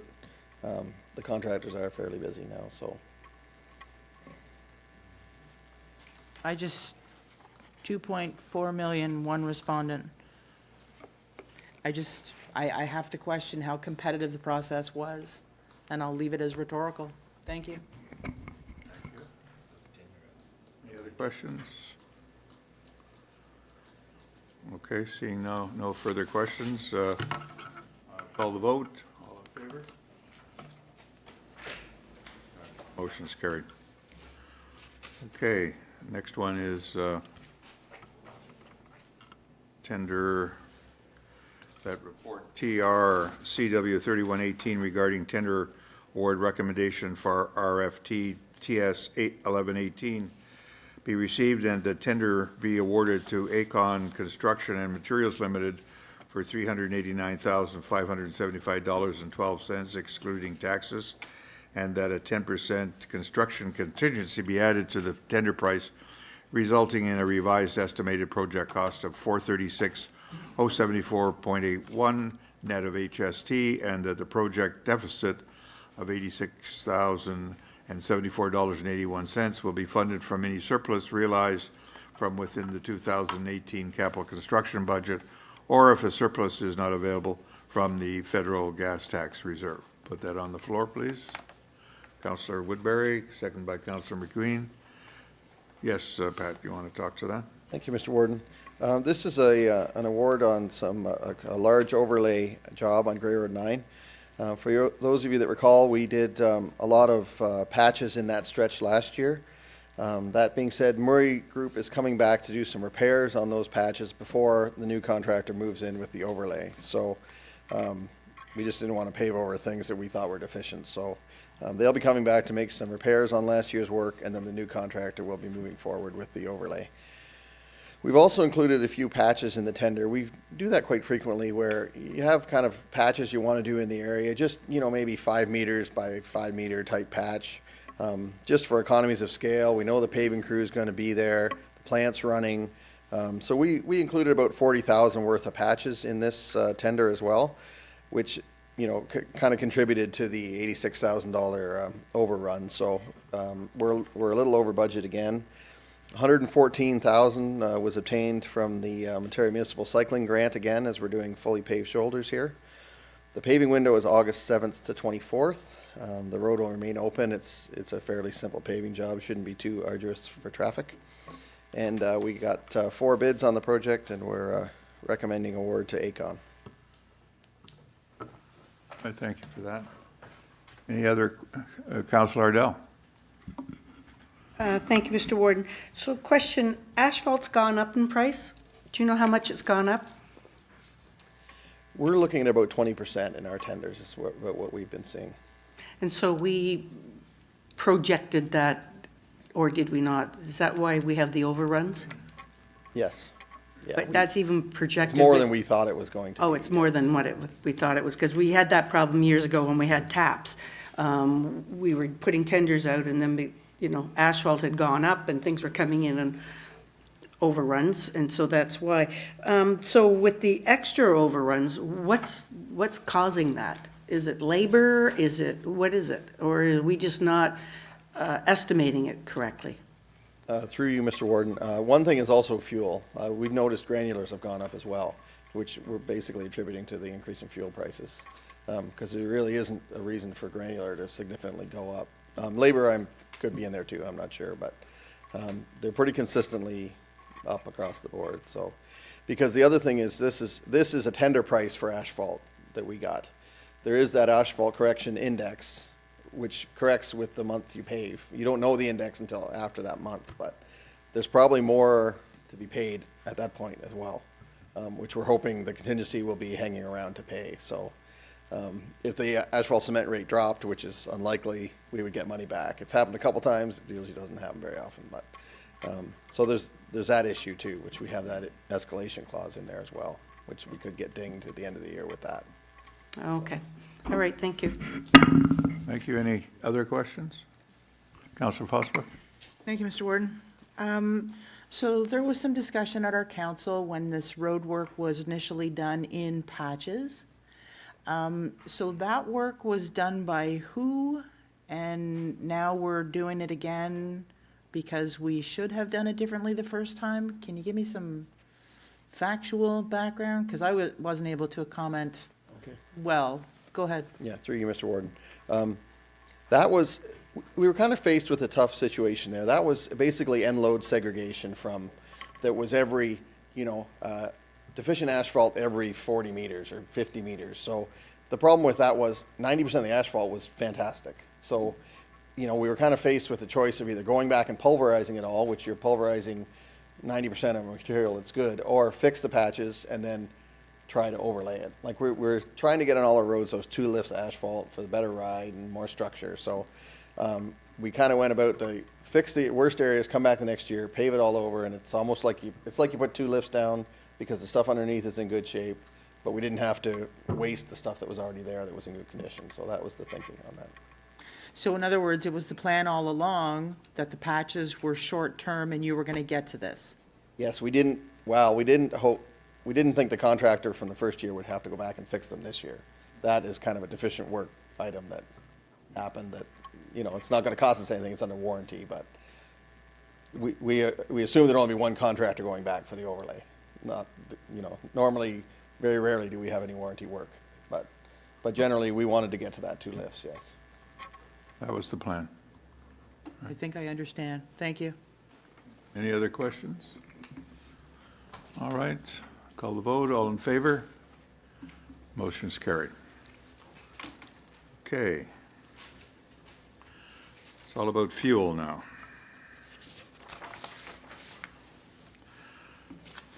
All right, that's a report TAPS 3218 containing the tender results for RFT TS 1018 be received and that RFT TS 1018 be awarded to McDougall Energy for Schedules A, B, C, D, E, and F at the estimated annual total tender price of $652,034.18, and that each participating member municipality will award their respective schedules for fuel in accordance with their own bylaws. Thank you. Put that on the floor. Councillor Burley, seconder Councillor Body. Thank you. Thank you, Mr. Warden. I wanted to thank Sharon Melville and Trevor from our office and Graham Wilson. They worked pretty hard on this tender. As you can see from the schedules here, it seems pretty convoluted. There's all sorts of different depots we're delivering to and there's 6 schedules for Grey County. There's 5 schedules for the lower tiers. We're also buying fuel for paramedic services and social services. It's gas, diesel, dyed diesel. So it's a pretty complicated tender just to basically try to win ourselves some economies of scale by ordering all our fuel together. So the way the tender works, we basically pay the rack fuel price, which is kind of the market price that day for the fuel. So the competitiveness of the tender is really based on the delivery fee that we pay. So all these, the people that bid on our tenders are basically just charging us for delivery. So I'm not going to go into how much delivery was because it's sort of a unit price and we don't really necessarily give that out, but it's a pretty significant increase over our last tender. Now, obviously, we're going to pay more for fuel because fuel's more than it was 3 or 4 years ago, but the delivery charge is less. So we're pretty happy with the tender we got. Each municipality will be awarding its own tender. That being said, we are sort of committed when we go in with an amount that all the municipalities kind of involved agreed that we're going in on this tender. We give the contractor an amount of, X thousand tons of fuel. And we're kind of committed to kind of move forward. That is basically a contract when the contractor signs it. So just to give you a little idea, there's not really a fuel budget. We have our budget for winter maintenance and summer maintenance, and the fuel is all part of that. So even though we're very happy with the delivery price, fuel's obviously going up, so we're spending more on fuel. Sharon Melville did some number crunching for us, and basically the way it kind of works out, for every 10 cents that the fuel goes up, like the rack price of fuel that we pay, it costs the county about $100,000. So that's sort of the way it works. So, if fuel really skyrockets this summer, like some people think it might, it's going to be a pretty significant hit on us too. But, so that's what all I have to say about that. It's, we're ready to move forward with this fuel tender. Okay. Any other questions? Don't see any other questions. Call the vote. All in favor? Okay. Thank you very much.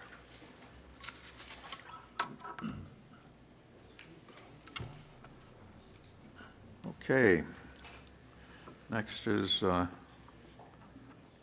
IT guy. Hi, how are you? Good.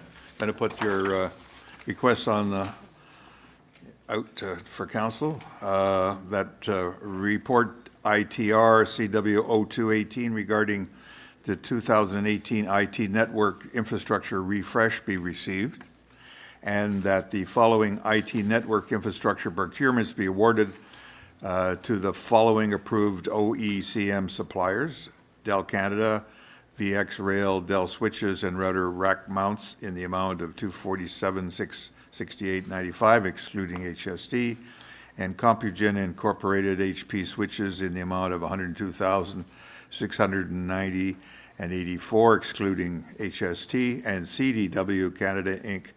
UPS replacements and backup storage replacements in the amount of $32,708.51 excluding HST, and that the additional funding required to complete the IT network infrastructure refresh in 2018 be funded from any surplus realized within the 2018 information technology operating budget, and if insufficient, that the shortfall in funding be funded from the IT infrastructure reserve. Put that on the floor.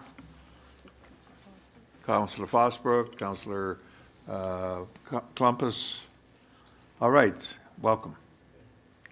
So I would like to give a little bit of background on this report and touch on a few of the points that I made in the report.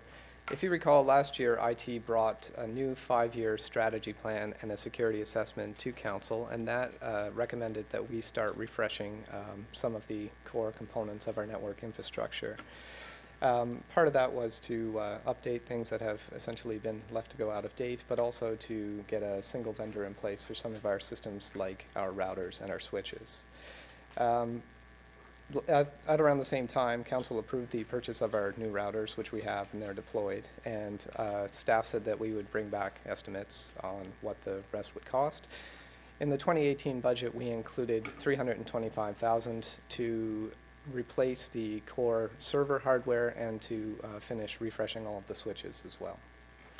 This year, IT staff have also been completing an inventory of the assets that we have. So we'll have a complete asset like any other department that's managing assets. We will know the age of the components we have, whether they're still under warranty, and we will have a document that helps us prepare life cycle management or better budgets moving into the future for what replacement cycles on this what this equipment should look like. So just a little bit of a current state on the infrastructure that we're looking to replace. Our core server hardware, that's essentially what runs all of our applications and manages our data storage right now. We have 3 physical servers, and they are either approaching or past their end of life. We've had a few hardware failures this year, and we're also at capacity on that. So IT staff have been constrained in their ability to release new applications or deploy new software that other departments may want to use. As indicated in the report, we're looking to implement Dell's VxRail system to replace our current infrastructure. Switches, we've already started to replace our switches in 2017, and that was mainly to accommodate the new hardware closets in this section of the building. And we are looking to continue rolling out a single vendor across the organization. Again, we're mostly driven by the fact that we want to have our older switches are out of date, but we want to have a single implementation or a single vendor across the board so it's easier to manage. We have finished an inventory of our UPS units. The UPS units are essentially battery backup and power conditioning for all of this equipment, and we found that aside from the fact that a few of them have failed, we found that a few have essentially no battery life or the controller on it is failing. And what these devices do is they do provide some battery backup if we lose power, but more importantly, they protect all that electronic equipment from any sudden power outages or spikes. So it's fairly critical that we have them. In the report, we're suggesting that we replace 7. The most expensive one is the one that's in the data center here. We're looking at some for long-term care and the smaller sites, which are a few $100s each. The last component, the last big component in this report is our backup storage. So we've proposed replacing 3 units. We're looking at replacing 1 each at Grey Gables and Rockwood Terrace. But one of those would be used to extend the life of the backup unit that we currently have at Grey Roots, and we're looking at replacing the unit that's here. So the unit that here is the really critical one. That one has failed twice, I think at least once this year, and that's required some costly overtime and vendor support to get that back up and running. This is, we're also at capacity with our backup storage right now, but it is another critical piece of the system because if you don't have backups and anything bad happens, then you're very much limited or at risk as to what point you can restore. In general, depending on what fails, there could be a wide range of consequences and timing on the outage. Some of the stuff would be pretty minor, and there would be workarounds depending on, again, what component and who's working and where. So we could lose a switch and move people around. It wouldn't be the end of the world. If we lost any of the core server infrastructure or the battery backups completely failed, then we'd be at higher risk, especially on the core infrastructure where we could be looking at outages that last several days, depending on how fast the vendor can get a new piece of equipment or support something that is that's essentially out of warranty. There are also some additional benefits to the system that the IT staff have scoped out. One of the really great things about it is it's essentially modular, so you can move applications around to where they're actually hosted in the server infrastructure. And what that means is when IT requires maintenance on the server system, we'd be able to do that without impacting users. So you can essentially have an application that's running somewhere on your server. You can move it, you can do all the maintenance you need to do and move it back, and staff wouldn't really see that impact on their business. Compare that with now where often we're looking at outages that could last an hour. We usually try to do that over the lunch hour because the main reasoning there is just because some of the things that impact long-term care are easier to staff over lunchtime when the residents are in their cafeteria and there's a full staff complement anyways. Something like our email server, it's always more than an hour to do any maintenance at all on that, and it's something that requires ongoing maintenance. So the purpose of today's report, again, is to look for that additional $64,810 to finish this project. And the only other thing that I'd like to add is that we're looking to use the OECM agreement. It's already competitively sourced. We feel, based on our research, there aren't many competitors, or if any, I don't think there really are, to Dell for the core server hardware anyways. There's only one that has a comparable system in the same price range, and it's something that, because of the way they host applications, most of our software vendors don't support that technology anyway, so it's not really an option for us. I think most of the other things are more or less to keep a common vendor on things like switches And they're sort of smaller components that we'd be getting through the OECM, through our normal vendors for making that type of purchase anyways. Well, thank you for that. Quite extensive, a lot of work, but certainly necessary. Any questions of Jody at this time? Yes, Councillor Fosbrook. So just a quick one in relation to data storage. So at some point, no matter what your storage is, you're going to reach a threshold. How reasonable is the cloud as an option for us going forward? And I don't really need an essay answer. I appreciate that you put the link to the strategy report. And I would imagine that when we get into next budget cycle that we're going to be talking about such things. But it's something that's on my mind because in this initiative of open government, open data, I'm all for putting the information out there, allowing people to review it, think on it, comment on it. So do you think that the future for government is to use the cloud when the basis of the information that we're talking about is public anyway?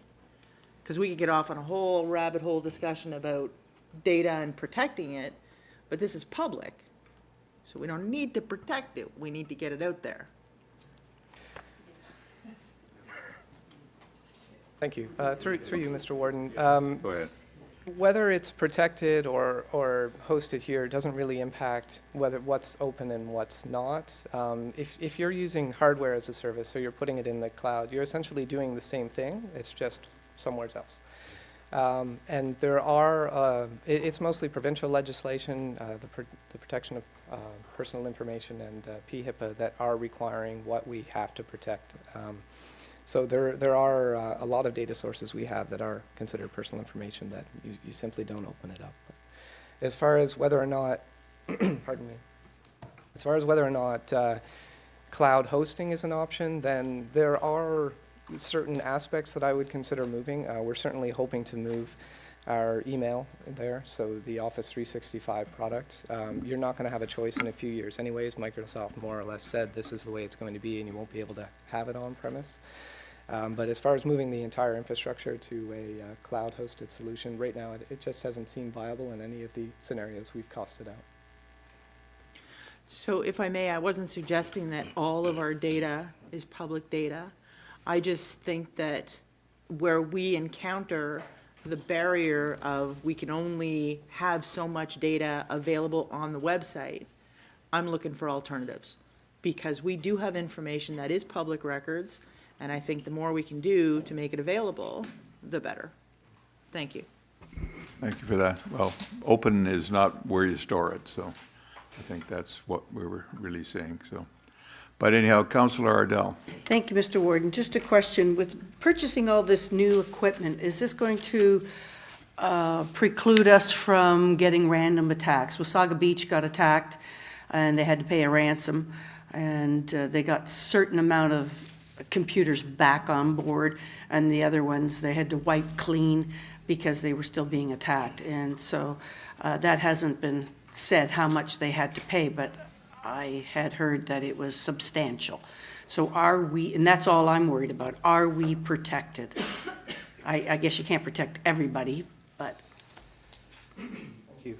Through you, Mr. Warden, every system, every corporation, every IT network has its risks. I think the adage in IT is pretty much people are the weakest link. So what we've been trying to do to protect systems is really start to develop a training program that we would have as mandatory for all staff, essentially. And we've been communicating frequently on the risks and how common we just receive things through email that look legitimate, and it is an attempt to introduce malicious code into our network. Some of the choices we have made over the past year with council's support do strengthen our security stance, especially putting in new routers, and our new switches will help as well. But there's certainly a lot more that we're hoping to get done over the next year as well. Good, thank you for that. Thank you. Any other questions? Seeing none, all in favor of this motion? Thank you very much. Thanks, Jody. Good report. All right, the next one we'll do, and then we'll break for lunch, I guess, because the next one is, we want to give Randy his full attention to the official plan. So we're going to call on the planning staff that report PDR-CW 2018 regarding a proposed county official plan amendment be received, and that the proposal proceeds to a public meeting to consider an amendment to the County of Gray official plan on lands designated agriculture, rural, and hazard lands on Schedule A and partially designated as aggregate resource area on Schedule B to permit a gravel pit operation on lands described as Part Lot 15, Concession 1, Divisions 2, 3, Geographic Township of Egremont in the Township of Southgate. Hello, Scott. Thanks, Warden Halliday and members of the Committee of the Whole. We need to move her in a second. Oh, sorry. Councilor Ardell, Councilor Mackey. Thank you, sorry. Okay. So excited. Thank you. Yeah, it is exciting stuff. I'll try to keep this brief because I realize I'm standing between you and lunch. But what we have before us is a reapplication, if you will, for a gravel pit in the Township of Southgate. You can see the property highlighted on the screen there, and the pit area will encompass 3 different pockets in the property, one roughly in the northeast, one in the northwest, just outside of the woodlands, and one more in the south central part of the property.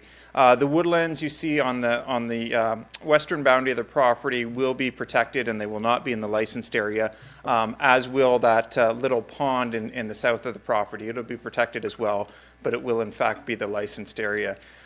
This property is about 2.4 kilometers northwest of Holstein on Southgate Road 14. You can see Highway 6 there immediately to the west as well. This area is surrounded generally by farms. There are some residential lots in the southwest, if you will, and some other pits already on this road, including the abutting township pit just to the east there. This slide should maybe more appropriately be titled, We Were Wrong. In this case, the reason I said this was a reapplication is because they originally submitted this application back in June of 2012. At that time, Council had adopted the last 5-year review of the official plan, but it had been yet to be approved by the Ontario Municipal Board. When we got that approval by the Ontario Municipal Board, we inadvertently told this applicant that an official plan amendment was no longer needed at that time. At that time, it was official plan amendment number 116. Based on the majority of the property being within that copper color you see up on the screen there, which is the aggregate resource area. Unfortunately, though, we erred in this decision when we were trying to interpret the new policy because there is a bit of the central licensed area that will be within that white portion, which is outside of the aggregate resource area. So in being consistent with how we've treated other pits across the province, or across the county, sorry, there is a need for the official plan amendment, particularly in that white portion of the property. In this case, it's a little bit of an atypical process because at that time we advised them to withdraw the county official plan amendment, but they still proceeded with the township official plan amendment number 12, as well as the zoning amendment. So in this case, we're dealing with a county amendment whereby the zoning is already passed and the township has already adopted the local official plan amendment in this case. They are looking at licensing 29.8 hectares of the property. However, only 9.9 hectares would be suitable for extraction. This is a relatively small pit by county standards. They've estimated there to be 650,000 tons of resource on site with a maximum of 100,000 tons per year. It will be staying a minimum of 1.5 meters above the water table, which is common across a number of pits across the county, and they have done a number of background studies to determine, in fact, where that water table is and to ensure that they're staying above it. The haul route in this regard would be west on Southgate Road 14 to Highway 6, and then they'd be going north or south on Highway 6. They did a traffic study in support of this application as well. As I mentioned, the township has adopted official plan amendment number 12, but the county cannot yet approve that amendment based on needing to go through this process that we have before us today. That's the official plan amendment in a nutshell. The warden read out the recommendation at the beginning. We are recommending that the report be received and that we proceed to a public meeting. And the Township of Southgate has graciously offered to host us for a public meeting, even though they no longer have a municipal application in play at this stage. So I'll certainly be happy to take any questions if there are any. Thank you. Councillor Ardell. Thank you, Mr. Warden. I guess we have a pit that would like to come into our town or is already across the road. So similarities here, you say it's common to be at least 1.5 meters above the water table. The one in our town wants to go below the water table. So you're saying it's common. Is that an MOE requirement or is that just what pits do? Because there is a difference here. Sure. That's question one. Yeah. Maybe I used a poor choice of words there. Most common in the county, we do have above the water table pits, but there is nothing to stop a pit operator or a proponent from seeking a below the water table pit. There is a slightly different process at the ministry level, and when they are looking at below the water table pits, they do have to do more hydrogeological study and more monitoring in that regard, and they're given a different license. We refer to above the water table pit as anything that stays at least 1.5 meters above the water table. And they are a little bit less rigorously tested from a hydrogeological standpoint, but they do have to maintain that buffer regardless of whether the water table fluctuates over the lifespan of the pit. So that would be the operator who, water taking permits, so if they go below the water table, who's going to, are they mandated to monitor that? So, because in our area, you've got all those homes, who's going to monitor that in 5 years? And then their wells go dry. Yeah, in this case, there are conditions attached to the license. So should the Ministry of Natural Resources and Forestry choose to grant their license, there's conditions attached. And then there are compliance officers with the ministry. Now, we have heard in the past that they don't get out to sites as much as maybe some members of the public would like to have them out to the sites to visit.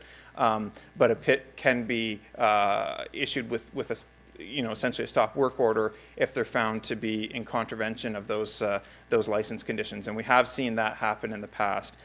In this case, based on the studies they put before us and the studies that were tested through the Township of Southgate, they've suggested because they're staying above the water table, there'll be no impact on neighboring wells in this case.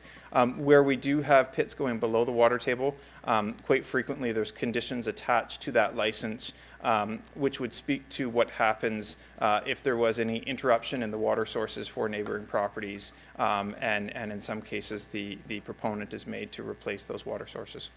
Thank you, Scott, for that Yeah, thank you for education. clarifying that. And just one other thing,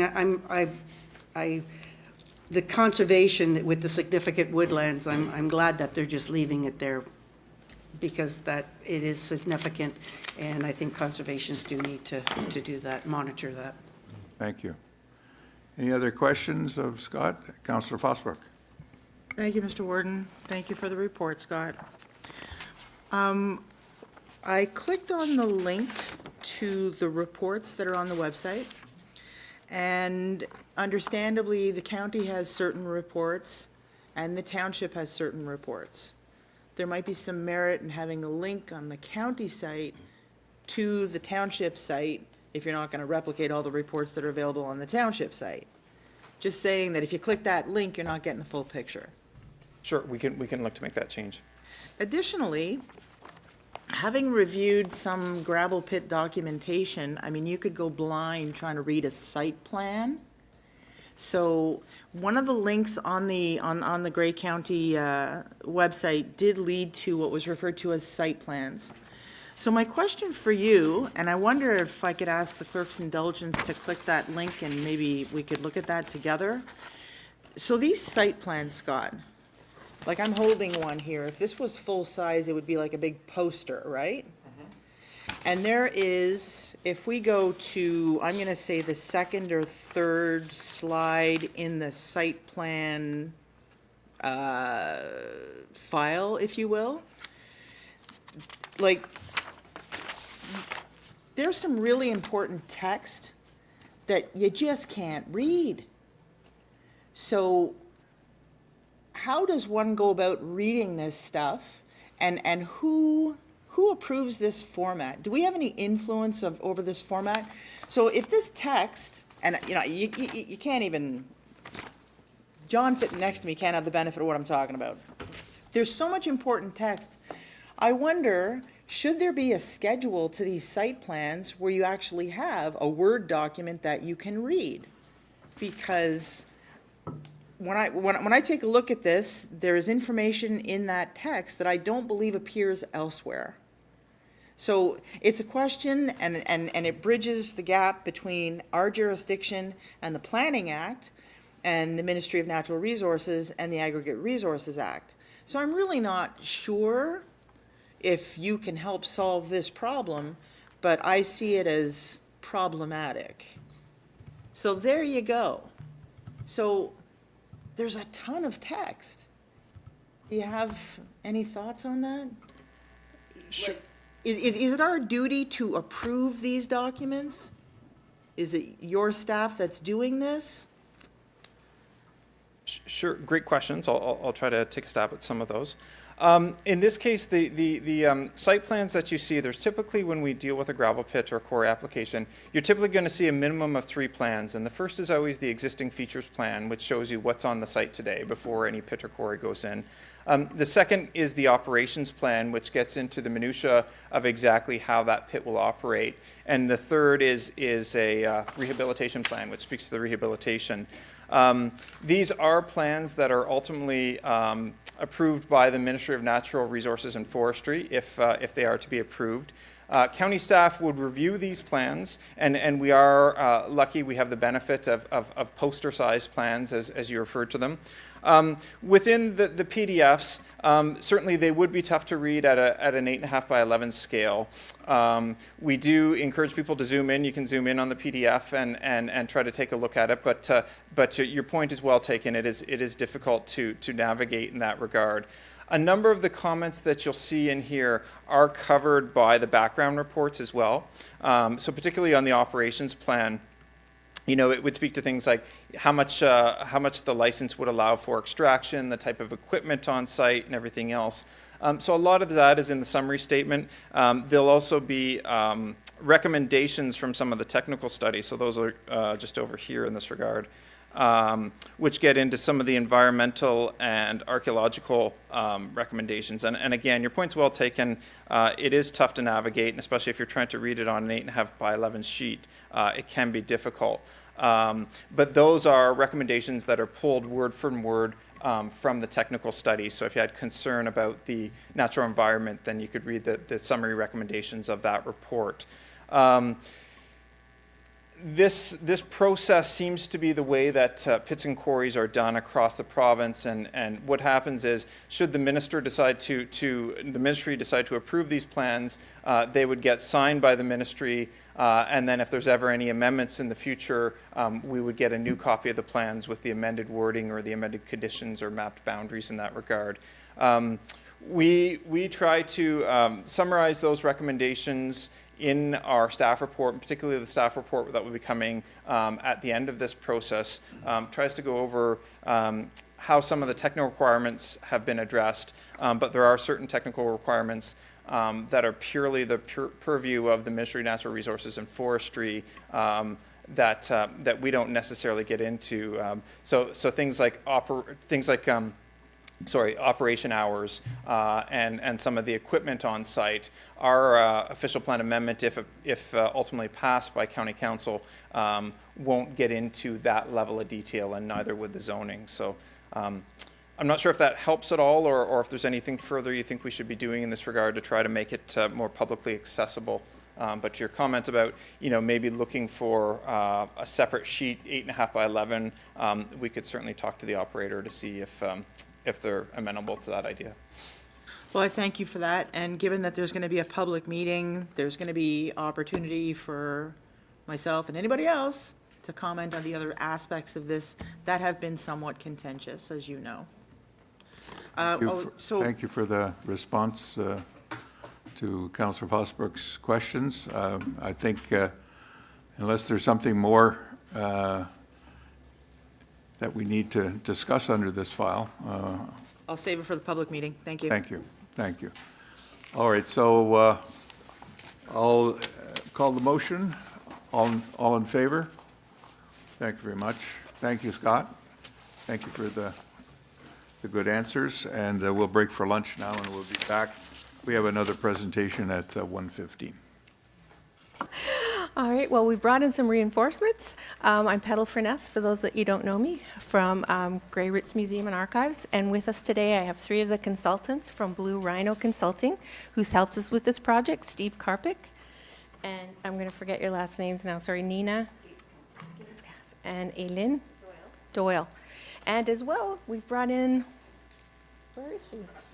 Oh, we brought in Sharon Vokes, who was part of this project in the beginning and almost right up into the end. So we wanted her to come in too, because a lot of what you're going to be hearing is her good work.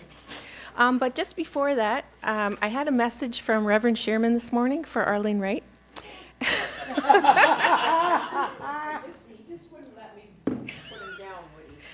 No, it's just that George Howard Ferguson, PC, was the 9th Premier of Ontario, Canada from 1923 to 1930, and he was a Conservative member of the Legislative Assembly of Ontario. And the 17th Ontario general election was held on December 1st, 1926, and it was led by George, who was re-elected for a second term in government.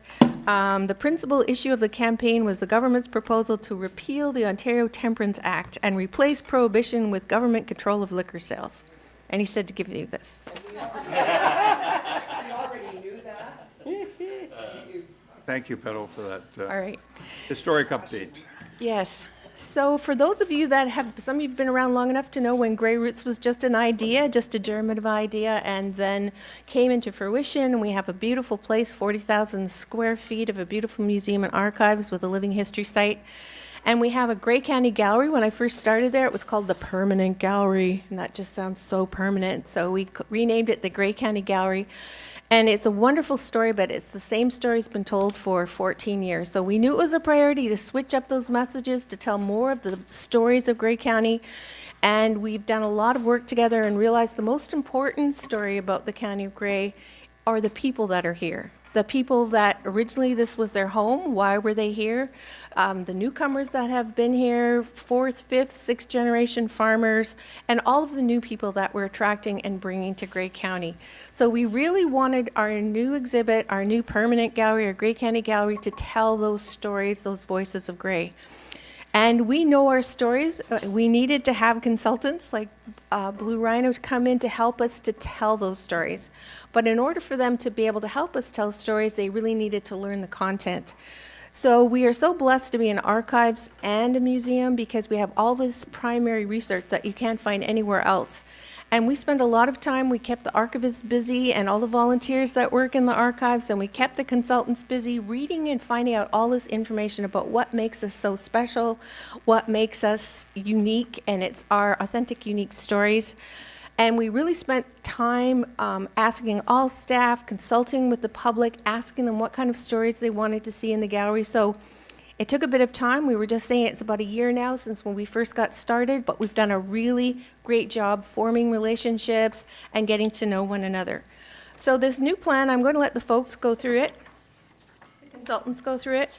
I just wanted you to remind you of our vision for Grey Roots, and our vision is that Grey Roots is the place that people come to understand and reflect on their place in the world, past, present, and future, whilst instilling a sense of pride and belonging, thus building better communities.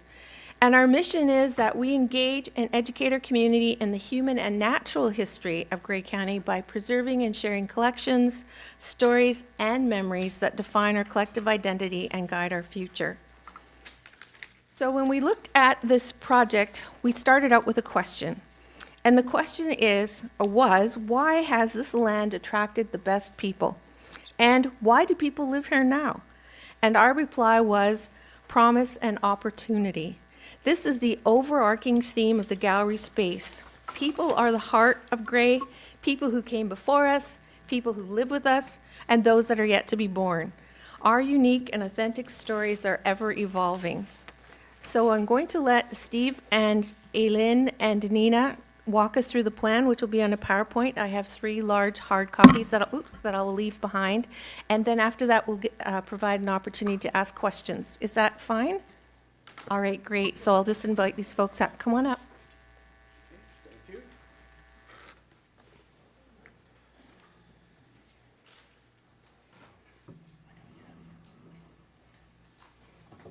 Good afternoon. So it was about March last year that we began work on this project, and we were hired to redevelop the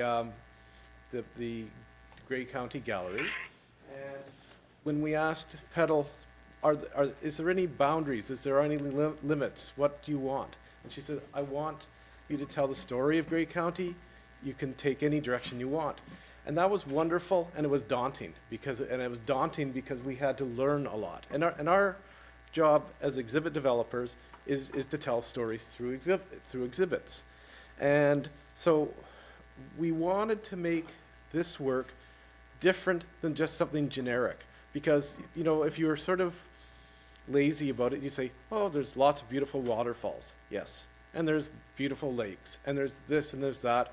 But a lot of places have those things. So what we wanted was something where when people walk into the new gallery, they say to themselves, I feel like I'm in Grey County. I feel my past, I feel my present, and I feel my future. So that's what we sent as our objective. And we got off to a great start. We worked very closely with Sharon and with Petal and with all the people at the museum. They have been tremendous for providing us with resources. And Sharon very early gave us a brand statement for the county. And it just jumped out at us. It's a distinctive history of independent thinking and perseverance has shaped Grey County into a colorful tapestry of unique communities that characterize the spirit of entrepreneurship, leadership, and fortitude. And for us, that said everything. That was sort of, okay, this is the way that we want to look at the county. This is the way we want to tell the story. So this was our starting point and sort of our gauge when we looked at any possible things to investigate. Did they fit or not? Did they fit into this sort of overall theme? And there's a number of redesign objectives that we had. One was to engage tourists and residents alike with the people, places, and history of Grey County. Was to preserve, promote, and present the vibrant and diverse cultural heritage of Grey County, to tell stories, and stories that are both familiar and obscure about the county, and very importantly, to stimulate thought and conversation about the future of Grey County. And lastly, which we thought was a very important thing in terms of the role of the museum within the community, is to encourage visitors to the museum to go out and explore the county. So they discover things in the Grey County Gallery and they say, wow, that's really neat. I want to go out and see it. I want to do it. I want to feel it. And so that was a very strong motivation for us. And so the best way for us to proceed was to actually explore the county ourselves. So I guess it was early fall last year on a very, very hot day. We spent a couple of days. We spent a lot of time traveling all through the county to talk to people, to see places, to get a feeling for what makes Grey County Grey County. And it was terrific. There's no substitute for actually seeing things, talking to people, getting the feeling of why they love their community. And that along with the brand statement for the county strongly influenced us that we wanted to make the gallery not about waterfalls or rock escarpments or all of these types of things, but really the gallery was going to be about people and the focus on their ingenuity, on their entrepreneurship, on their creativity. And when we traveled, we saw a lot of beautiful things in the nature. We saw the farming communities, the recreational facilities at Blue Mountain, the artistic and creative side of the county. It was a terrific 2 days. And that was just sort of the beginning of our research, because then we started to use the resources of the archives to delve into the history. And our focus then of the gallery is going to be what we call the Voices of Grey County. And I kind of imagine it to sort of an imaginary party where I'm inviting some people that are really interesting. The people, they might be dead, they might be alive, it doesn't matter. I can just imaginally, I can invite people. And my only criteria is that each person has to be interesting in themselves, and their lives have to reflect on some bigger issue in the society or whatever. So each person's biography becomes a window that we can examine larger issues in Grey County. And so we thought to ourselves, the center of this new gallery is going to be what we call the Voices of Grey County. And it's actually been quite a bit of work to nail down to a reasonable list. If we want just 12 or 15 people, who might those people be? And so we've been working, again, extensively with the museum to help us. And then there was, at about the same time, Sharon provided us with this great newspaper clipping from 1910 that was encouraging people to come to Ontario to start their lives in a new direction. And the thing that caught us was this phrase, Britain's land of promise. And so we were the sort of secondary theme, besides looking at the people, is looking at Grey County as a place of promise and opportunity. That was what motivated people in the past to come to Grey County. That's what is making it a great place to live now, and that's where its future is. And associated with this idea of promise and opportunity, we had a number of themes: the permanence, freedom, abundance, connection, inspiration, action, reflection. I could talk more about them, but those are the bigger stories that the individual lives reflect on. And then, so now I'm going to turn it over to Eileen to talk more about it from a design perspective. So with this concept, we were thinking of how to present all these topics in the Grey Roots Museum and Archives. And as you can see, this is the whole floor plan of the area. And we would like to start people with the Voices piece, which is the first piece, 750 square foot area that we're designing right now. And people will be coming to that as the first thing. They're going to see the land, they're going to see their surrounding, and they will make this area active as they interact with it. So this is the floor plan of the area. As you can see, I'm just going to take you through. The idea is they are attracted to this part with this floor interactive. That's where the roots are, and then some artifacts. So I'm going to go to this one first. So you can see where the roots are in the forefront. People will be coming from that angle. So we're starting them with the land. The land is what was promised, and that's their land. And that's a floor interactive where they actually walk through, and then it changes depending on what the concept we're presenting. It's basically the grounds of Grey County. When they're coming in, there's also on the left side, there is this very iconic artifact hanging installation. The objects tell thousands of stories, so we would like to start people to get in that mindset that it's the people, it's the objects, it's the land that makes this county what it is. And as they come in, on the right-hand side, behind those green panels, that's the living room concept. What we have there are these pods, they're sound cones. They can actually sit in this living room with a coffee table-like installation in front of them, and they can actually start hearing the voices of these people who are telling their stories. but you're also in a collaborative environment. You're actually sitting like in a space where it's like a living room where naturally people gather and tell their own stories. What we're hoping is in the middle, they can actually, we can actually have some artifacts as well, some objects. They can start talking about their own experiences with the stories that they're hearing and reflect on these. On the left-hand side of that living room, you can see a little peek window. I'm just going to take you through. So this is the artifacts that as they're coming in, they're going to see these installations of artifacts from the ceiling down. And we're going to carefully select these depending on what the stories we're telling. And this is through the roots part where you can see the whole installation. So when you come in, looking at this iconic installation, there's a little peek window from the living room. You can actually sit on the stools and have some of the phones and then listen from the phone, the voices of these people, again, telling the stories. There's a lot of stories to tell, and it's going to be very hard whose story we're telling and how we're telling, but we're trying to have levels of interaction for different people.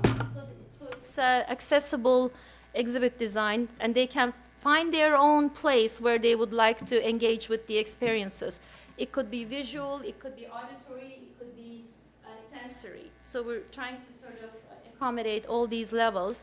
And you can see on the forefront here again, there are points where they can sit down and listen to the stories. We're also thinking of having scrapbooks all around.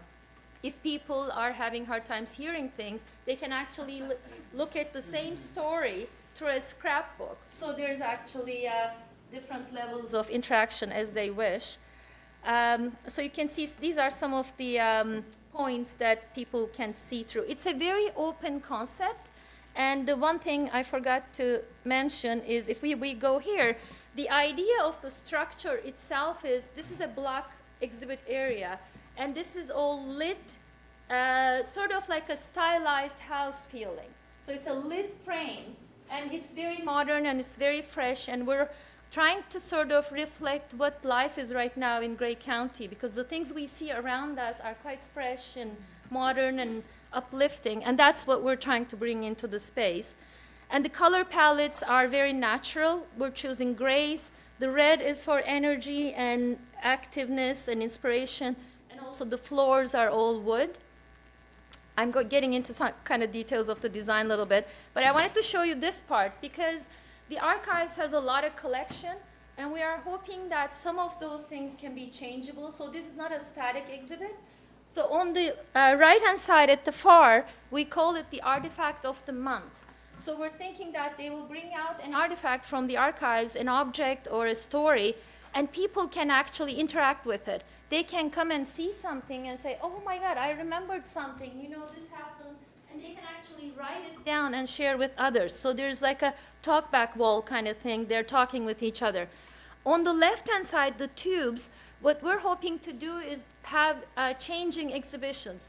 Let's say they have toys as artifacts. We can actually display those toys in those tubes with changing graphics. So that part can actually change as the museum decides to do it. So it's important to have changeability into exhibitions because after a while it becomes just like static. But with this one, we're hoping that it will change at all times as they want to go through it. So these are some of the inspirations that we were taking, the lit up structures, some artifacts, always looking outside with the graphics. We're hoping that our graphics sort of showcase the outside of the surrounding. So I think Nina can talk a little bit about the graphics. So what you see here is kind of a what I call 2.5D. It's getting away from the traditional graphic that's just like flat and adding depth and dimension to it. So taking the iconic landscape of the county and doing these large cutout shapes, adding depth and just what I like to consider when designing exhibits is accessibility for many different types of learning. Some people really love to read deep panels of copy. Some people kind of just prefer to soak in the environment. So this is one environmental treatment. Okay, and also talking about the voices and treating the images of the people, I wanted to break away from the traditional sepia-toned, oldie-timey, museum-y feeling. So taking the photographs and giving them hits of color to sort of pop them out and make them contemporary and timeless. Okay, and the scrapbook, I think, is kind of a really great opportunity to, for those who like to read things deeper but want to kind of sit down in the living room and open, oh yeah, okay, somebody's already got their hands on that one. This was for Mackenzie House. We designed a scrapbook that would tell the stories of Eaton's Goes to War, and I think this is a really excellent opportunity to talk about, say, different characters of the county and kind of customize. The covers can be made to kind of reflect the personality of who's being talked about on the inside of the book. So it's, anyways, an approach that I think will be kind of fun to collaborate with and yeah, a nice thing for the visitor to spend deeper time visiting. Okay. And yeah, just a clean, clear graphic approach and with those shifting artifacts in the tube wall, we could have double-sided graphics, and one side could have like the image and the other would have the deeper text. And I think that's about it. If you have any questions. Thank you for that presentation. Very inspiring. Go to our council now for comments and questions. Councilor McQueen. Well, thank you, Mr. Warden, and thank you very much for your presentation. And history is always something that I have a lot of passion for. Living on our homestead farm that my ancestors came from Scotland, we're still on the same farm, so I certainly have a strong feeling. A couple things. When you go to Ottawa and you are there in the evening, you watch the history of our country across the Parliament buildings. I always think that's quite impressive. And I don't know if the technology is there yet for Grey Root to do something like that. But there's also, I've seen technology where, yes, you're right, it calls up dollars. But I have also seen technology where you're in a square box and there's a story around you in the box. The walls are all, can do the video, all that kind of stuff. I think even some music artists today are using that in some of their videos and stuff like that. So a lot of stuff. I know I'm a visual person more so than a text or read person, so I guess it all depends on the individual, but certainly pictures and how they're captured in moving pictures and stuff like that is something that I find more stimulating for me, but I'm just me. There's lots of other difference out there, but We're trying to do something here with the floor being walked through, sort of interactive floor, and right in front, that's the projection that sort of shows the surrounding. We haven't incorporated sound because sound is a tricky one to deal with in a museum environment, but the sound cones can be utilized for that. so certainly that's good to hear, and I thought I caught something at the beginning, but I certainly with new technology, students, I know I go to my 13-year-old to find out about what I got to do here. Technology is moving at a fast pace, but there's also that wow factor. Yeah. When somebody comes to your museum and they go, wow, they tell a lot of people. Yeah. And there's always that wow factor that you're always trying to capture to be able to sell itself, right? So I'll leave it at that. Maybe there's also grants and stuff out there from technology. I don't know if Georgian College is involved with that or not, but universities, there's lots of ways maybe of tying in some ideas there too, right? So, and you get that younger generation being involved, which they tell the story too. Our goal is to really mix digital technologies with real things, because the museum and it being an archive, it's got such a amazing collection of things, most of which are being are in storage. So the opportunity to rotate things out to people to see and experience is really important. So there's one other thing that was on TV there a few years back, I'm not sure where, Canada and its people. I don't know if there's such a thing you could devise as Grey County and its people, and have those stories as you go along through as time has changed, right up to the present time even, you could have that. But I always found that was very educational and very inspiring too, and it made you feel proud.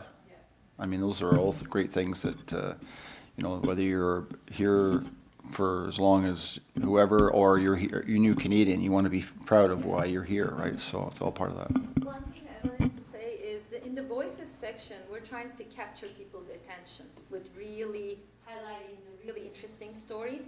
But on the rest of the exhibition hall, there's going to be tons more opportunities to do these kind of stuff as well. So this is just one section where we want to make them, wow, this is so interesting, listen to that kind of like set them in the mindset of what's coming, and the rest is going to be telling lots more. And one thing we decided to do is we figured out that whenever we talked to someone, it was always the inspiration. They were so inspiring. Not only that they were inspired, but also they were inspiring us. And we thought that could be sort of another overarching theme all around the exhibition hall. We can actually showcase some of these people and what they do. It could be art, it could be food related, it could be agriculture, whatever it is, that we can actually have those sort of scattered around. So this is just the first piece that we're talking about right now. It's all about the stories. I know. I just wanted to add to that by saying that we are looking at Grey Roots tying more into Grey County and everything that is Grey County, hence incorporating our brand statement together. And also that Savannah we've had meetings already, and we're going to come up, we have an exhibit we're working on called Made in Grey, and it's going to be talking about businesses from way before any of us remember right to present day. So we realize that we're changing with the times and we are modernizing, and history doesn't stop in the 1920s.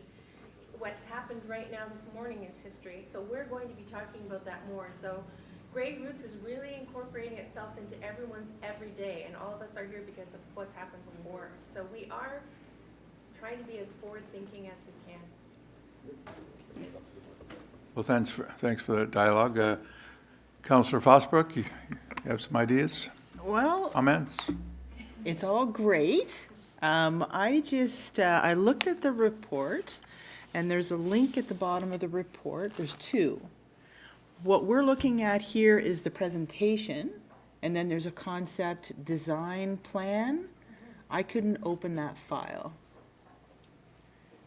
So that's what we're approving, Right. is this. It's actually this, but in PowerPoint. Oh, So we've got the brand statement in front. so it's all the same. Yeah, the drawing. We'll come back to the report, Councillor Fosbrook, but that's what we'll be doing. So we're just trying to deal with the graphics and the presentation that's before us right now. So because there is a report to come that we will deal with. So let's just talk in sort of what we see before us. Councillor, okay. Councillor Ardell, you, Am I ready? yeah. Thank you, Mr. Ward. I come guess back. Harley and I were back many years ago, from the beginning when Grey Roots was just a thought. So I think you've really hit the refresh button, and I think I really like it, and I think it's wonderful. You know, we always wanted to have the people come to Grey Roots, and in the beginning it was a tough sell and around the horseshoe, and it has inspired to be great, and I think this is just the next step above, because it's, people go to it, and it's the same old, the exhibits are changed a little bit, but, you just need to hit that refresh button, and we all do it sometimes, so it's just a comment. I think it's wonderful. It's brilliant. Thanks for that. Yeah, Councillor Woodbury, and then we'll go over to this side. We won't miss anybody. Councillor Woodbury. I agree. I think it really looks good. I'm looking forward to seeing it all refreshed and everything. The only one comment that I really have about it, your road trip, you seem to miss the south end a little bit, but I look forward to what you have in there from Southgate. So we'll look forward to seeing that. Thanks for protecting the territory. Anybody else on this side? Okay, we'll go around this side. Anybody have comments? Councillor Greenfield, you seem to be the only volunteer on that side right now, so. Thus far, maybe I'll open some doors with you. Thank you. Closer to history. The pioneer, come on. Thespian. Very creative and very, the interactive, certainly the 21st century. We are a diverse county. I think all too often people, especially from Gray, think of Gray County as a farming community. Well, we are, but we've got so many other, have had and still have one thing I do hope you work in is that, believe it or not, Grey County people did like to relax. They did like to have a good time. Whether it was a community hall dance or a church supper or any of those things, they were very near and dear to many, many people. And so I hope you at least touch on some of the good times, not all the blood, sweat, and tears stuff, but some of the good times too. That's good, Harley, I agree. We have lots of fun, right? Okay, any other comments? I just, from a perspective, yes, Councilor Wright. I just have a question of the recommendation, of curiosity more than anything. The recommendation is that, We're coming back to that. We're just talking the delegation right now. We'll delve into the devil's in the details, but we'll get there. I guess one last thing, replying to what you said, because the time here was short, we really abridged what we're going to be talking about, because there's so many fascinating stories, and the thing that surprised us when we started to explore the county is the diversity and just little things like the museum did a Facebook post at around New Year's with the dining room menu from a hotel in 1900, and I'm looking at that thing and I'm going, wow, how the heck did they get all this stuff here at that time? Like it was just like that been quite the party, like it was amazing. And so there's so many stories and so much stuff that's really interesting that we can explore. Our biggest problem is going to be to limit what we do. We have no shortage of terrific material. Good. Well, the CEO's got something. I just got some comments. I do like what I see. It's very inspiring and exciting, and it has the old-fashioned word wow factor. So, CEO, please. I just wanted to say thank you to you. I don't know if council, if you're aware, but Blue Rhino really is an internationally recognized firm. They do this work all over the world. You guys have spent a ton of time on this project. If we were so blessed as to have more consultants like you, I just wanted to say thank you very, very much for all of the effort and time and thought that you've put into this. I know that you've, done a wonderful job of getting us started off in a new direction, and we're most appreciative. Thank you.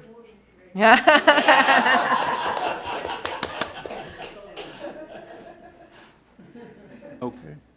Well, thanks, Petal. You can take a bow, and we'll come to your report later, okay? And I'd really like to thank Sharon for all the work she's done. Yes, welcome, Sharon. Stand up, take a bow. Okay, so we'll do the report now. We'll break a little protocol. I don't think we have to have a vote on that, do we? There is a resolution in her report that we'll need to. Oh, there's a resolution in your report? Yeah. Where am I? Aye. Eye in the sky. Okay. I so move. But I got to read it.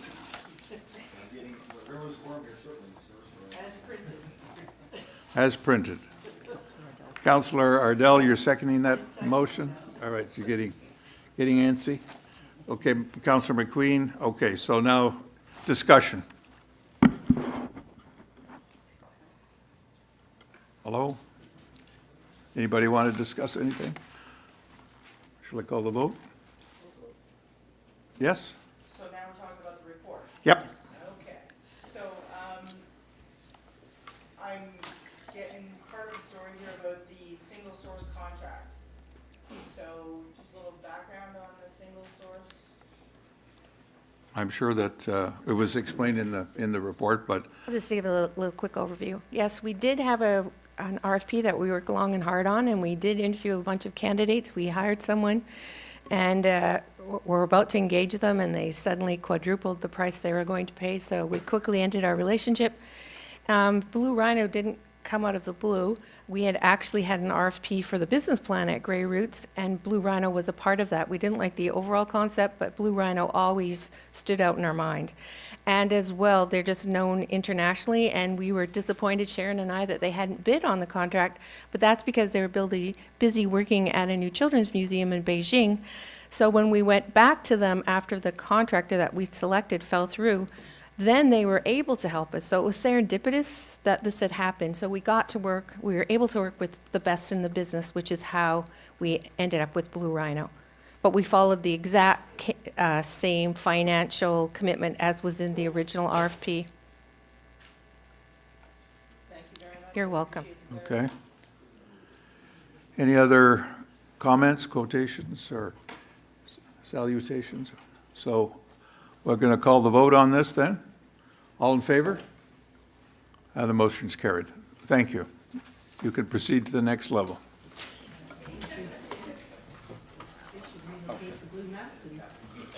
Blue Rhino, Blue Mountain. You're welcome.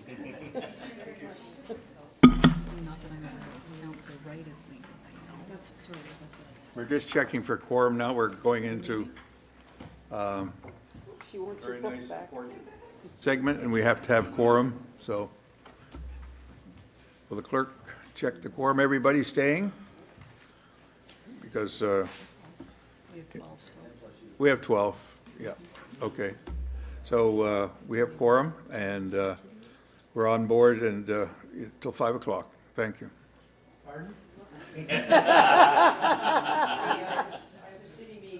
Just checking to see whether you're awake. But our planning team has really done a great job here, so I think they deserve every little bit of time that we can give them on this project, so. We'll try Randy? and get everyone out of here before 5, for sure. Thank you. That's the upper limit. Yeah, that's right. So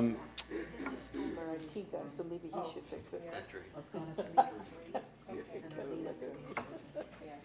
So what do you want to do? Yeah, I think that's the question. What do you want to do? Ultimately, if I can speak on behalf of staff, ultimately what we are looking for is that motion that is before you. A recommendation to allow us to circulate the revised official plan that you've all had the opportunity to hopefully take a look at least go through the staff report and see some of the key highlights of the recommended revisions. We would like to get this in the hands of everyone and to start basically the fourth round of consultation in terms of the review period, and hopefully get some further feedback and comments from folks, including the province, local municipalities, conservation authorities, everyone else in between. So there is that motion that is in the report. Ultimately, that's what we're looking for today, so that we can post this on the website. We've queued it up with Rob that we can post on Monday.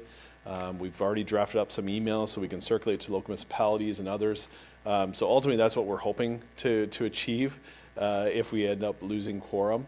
We can then bring back this presentation, go into further detail at the next committee of the whole meeting to give more time, and hopefully maybe there's more members that are here in attendance for that discussion. But ultimately, we're hoping that to at least post this, send it out so that it's in everyone's hands. We can start reviewing it and then have further discussion amongst this table in June so that we can get some further comments and feedback. We'll then, of course, take all the comments and feedback that we get on the revised official plan, bring back a final version in July is what we're still targeting. Okay. But I'm open to. Well, I'm gonna put the whatever motion comes. on the floor, and Councillor Wright, you're gonna make the motion, and seconded by Councillor Burley. And the motion is as posted here, and this will allow us to get into discussions. If you do have to go, you can see that we want to start the time clock, and there's plenty, in 30 days, there's plenty of time for all the municipalities to come back. I hope they do. Some have already, but they probably haven't seen this final report, so I think it's important that each one of our councillors, make sure that they're lower tier level that it's being discussed. And you're going to send out emails to everybody? Yeah, if this motion passes, we'll send out emails to local municipalities, conservation authorities, everyone Good.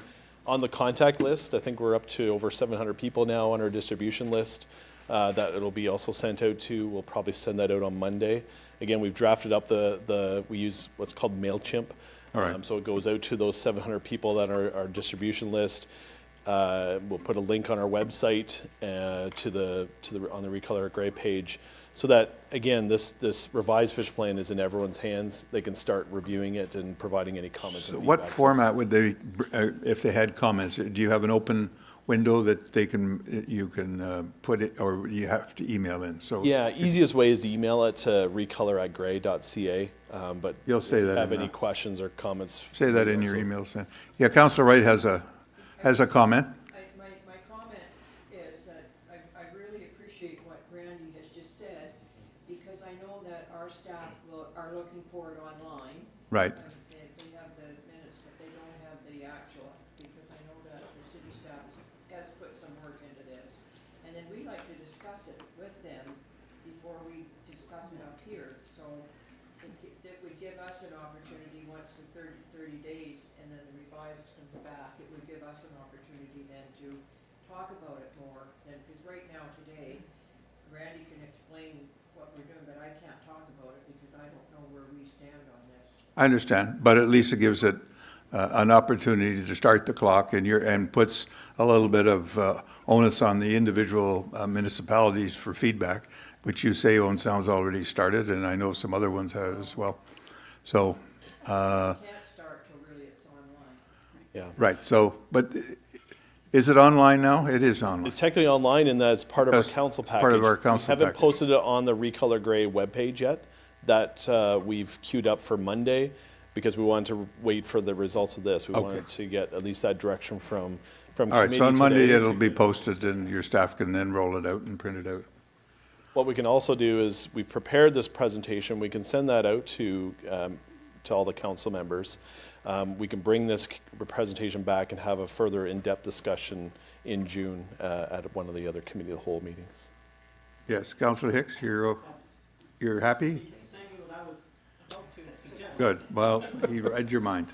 Because I think it would be good for more bodies to be in the seats, and it would be good to have, at least then you get to do what you need to do. Yeah. You get to see the information, you still get your presentation the next day. So, okay, so, yes, Councillor Frostbrook? So just quickly, when you say circulate to the province, that's not the big submission. This is just floating for comments, right? Okay. That's correct. So we sent back in November, that November draft, we sent on to the province. They provided some comments and feedback to us. We met directly with them. So we'd be doing the same thing. Here's a revised draft of the official plan. Based on all the comments we've heard, here's the revisions that we are recommending, including some changes based on provincial comments. So we would then send the revised draft to the province and everyone and say, here's our recommended revisions. Did we hit the right mark, or is there further revisions that we need to consider? So What's and the then process? The final version for adoption, we're looking at the last meeting in July is Okay. what we're targeting at the moment. So that would be the one that we'd be recommending adoption of this. Once adopted by council, then it goes to the province As the final. and then it's in their hands to approve it. Right. So that gives us then the month of June to, again, have your local staff go through it, to contact us if they have any questions. It gives you guys further time also to review it. We can bring back this report, or the presentation, I mean, and have a further in-depth discussion on what we're recommending in terms of the revisions. So, do you want to go into the report today, or? No, what I was going to say was, I think the concern that we always have as staff is never to surprise you. And so the question there, the discussion that Randy and I had was, are there any significant unresolved issues in this draft that people wouldn't be aware of, or that you're aware of, Randy? And the answer to that, based on all of the individual meetings you had with each of the municipalities, was, at this point, the answer was no. that as far as we're aware, based on all of the meetings and discussion that we've had with the staff of the member municipalities, there are not significant unresolved issues. So for this to go out today, I would not anticipate that it would blow up, for lack of a better term. So we Okay. should be on good ground to be able to go forward and have some more discussions. Yeah, and all your local staff have been great. We had those face-to-face discussions back in February. They provided some great feedback and comments. A lot of those are reflected as recommended revisions in this revised draft. But that's where we, again, want to get it in everyone's hands so that we can have some further discussions and make sure, did we hear right? Did we get the revisions right? And if not, let us know. Okay, good. Councillor Ardell, you have a comment. Yes, thank you, Mr. Warden. On page 118, I'm glad how you set it out on the cultivate gray. A high point for us is number K, or is letter K, delete the policy permitting inns and motels. And I know we will be very happy. And I do like all the other ones that all the other municipalities have submitted. I would say there'd be no problems coming from the Blue Mountains. I've read it in depth, and I know John had read it previously. We hadn't talked about it, but when I was reading it, I saw that and I thought, well, this will make everybody happy. So those are just my comments. Thank you. Okay, so we're comfortable then with what we have. Councillor Fosbrook, you have one question? Yeah, so just to clarify, this is going to come back when next? I'm open to council's direction. We could look to see if there's a later meeting in June. We did anticipate that this could happen, so we took a look at some of the things that are coming down the pipe in the 2 meetings in June, and they are quite full. But I'm sure hopefully we can squeeze in this presentation into one of those, whether it be the June 14th or the June 28th meeting. So Randy and his staff have prepared what's sometimes referred to the Coles Notes. Yeah. So that will be sent out to all our council members so that gives them an overview and some of the areas that have been captured. Then you can certainly delve into and read the fine print as well. But this is a good read. I was able to read it last night. Thank you. And that's the presentation we'd be bringing back in Right. June 14th or June 28th, whatever works best. And we can have that further in-depth discussion at that time. Right, so that'll be added. But you want to send it out now? We will circulate the presentation, but we can Right. add it for council's benefit so that the planning staff who have put a lot of time into this presentation and certainly this official plan, would it be able to present that to you at the June 14th Right, absolutely. meeting? We'll look at that agenda, but it certainly warrants some discussion with, as you say, more bodies in here, so we'll. Right, we it's can good to, certainly look at it's that. good to study this, so. Yes, Councillor? So if we accept this resolution, but we don't potentially have a broader discussion, more in-depth discussion between now and 2 meetings from now, that 30-day clock starts today. That'd be correct, yes. So we'd be looking for, if we post it on Monday, I think we're suggesting comments back by June 29th. So that's kind of the last weekday and Friday. So it works out to be just, maybe it's 31 days. But yeah, it's June 29th, we'll be looking for comments and Right. feedback. And there's So two say- meetings in between. Yeah, so say if we even go to the June 28th presentation, there's still, again, that provides lots of opportunity. Hopefully your local municipal staff will have an opportunity to review it by that time. Can offer up any comments and feedback to yourselves and then bring that back to this council table and have an in-depth discussion in terms of what any other revisions that you'd like to see to the plan. We would then work on those revisions and bring back a revised final version, hopefully, in the second meeting in July. Thanks for that. Okay, yes, Councillor Mackey. Thanks, Warren. I don't know if there's any appetite, but, you know, depending on what the agendas look like, the next 2 council agendas or committee of the whole agendas, would it be worth looking at setting aside a separate meeting? You know, there has been a lot of work put into this. It's a very important document. You know, should we give it the time and attention and have a specific day set aside or morning set aside to review it? Well, if we have a committee of the whole that everybody can attend in a longer period of time, I don't know, It would be council's choice. it's council's It's up to choice. So council, if somebody wants to make a motion to go in have a workshop. Can you have a committee of the whole workshop? Or do you have to go in council, in camera? Nope, you can have a workshop? And maybe people want some time to Bring your think about tools. that. Think about All that right. over the next few days, once you've had a chance to look at the presentation, and if you think, you know, Right. I'd like to devote some specific time to that, well, then we'll look for a specific date to do that. Yeah, we're here to serve, so. Yeah. Okay. All right, that being said, all in favor of passing this motion today? Thank you very much. Thank you, Randy. Great, thank you, appreciate that. A lot of good work there, so. Okay, we can move on now to other business. Anybody have other business? Once, going twice? Going twice? Count. All right, no other business. Do I have any notices of motion? Yes, Counselor. Bob. So I just wanted to revisit the comment from the last meeting. I took the opportunity to take a look at the videos on YouTube, and there is a little button that you can press that if people speak clearly in the language expected, that the captioning or subtitles appear right on the video. Right. So I would hope that that addresses the accessibility issue. And just to revisit the original resolution that I brought, it was my hope and intent that any meetings that take place in this building, including committee meetings and including committee of management, because there's been a lot of interest in that particular committee, that those meetings be held in this chamber and they be video recorded. So my question for staff is, do I need to bring a notice of motion? Because my original motion did outline all meetings. Yes, I recall that. Whether staff wants to comment on that, or whether we have to make it a formal. Look and see if it's reconsideration.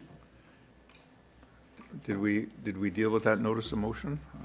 Did we receive it for So it- information, or? So it was a notice of motion from last year that culminated, I think it was in July.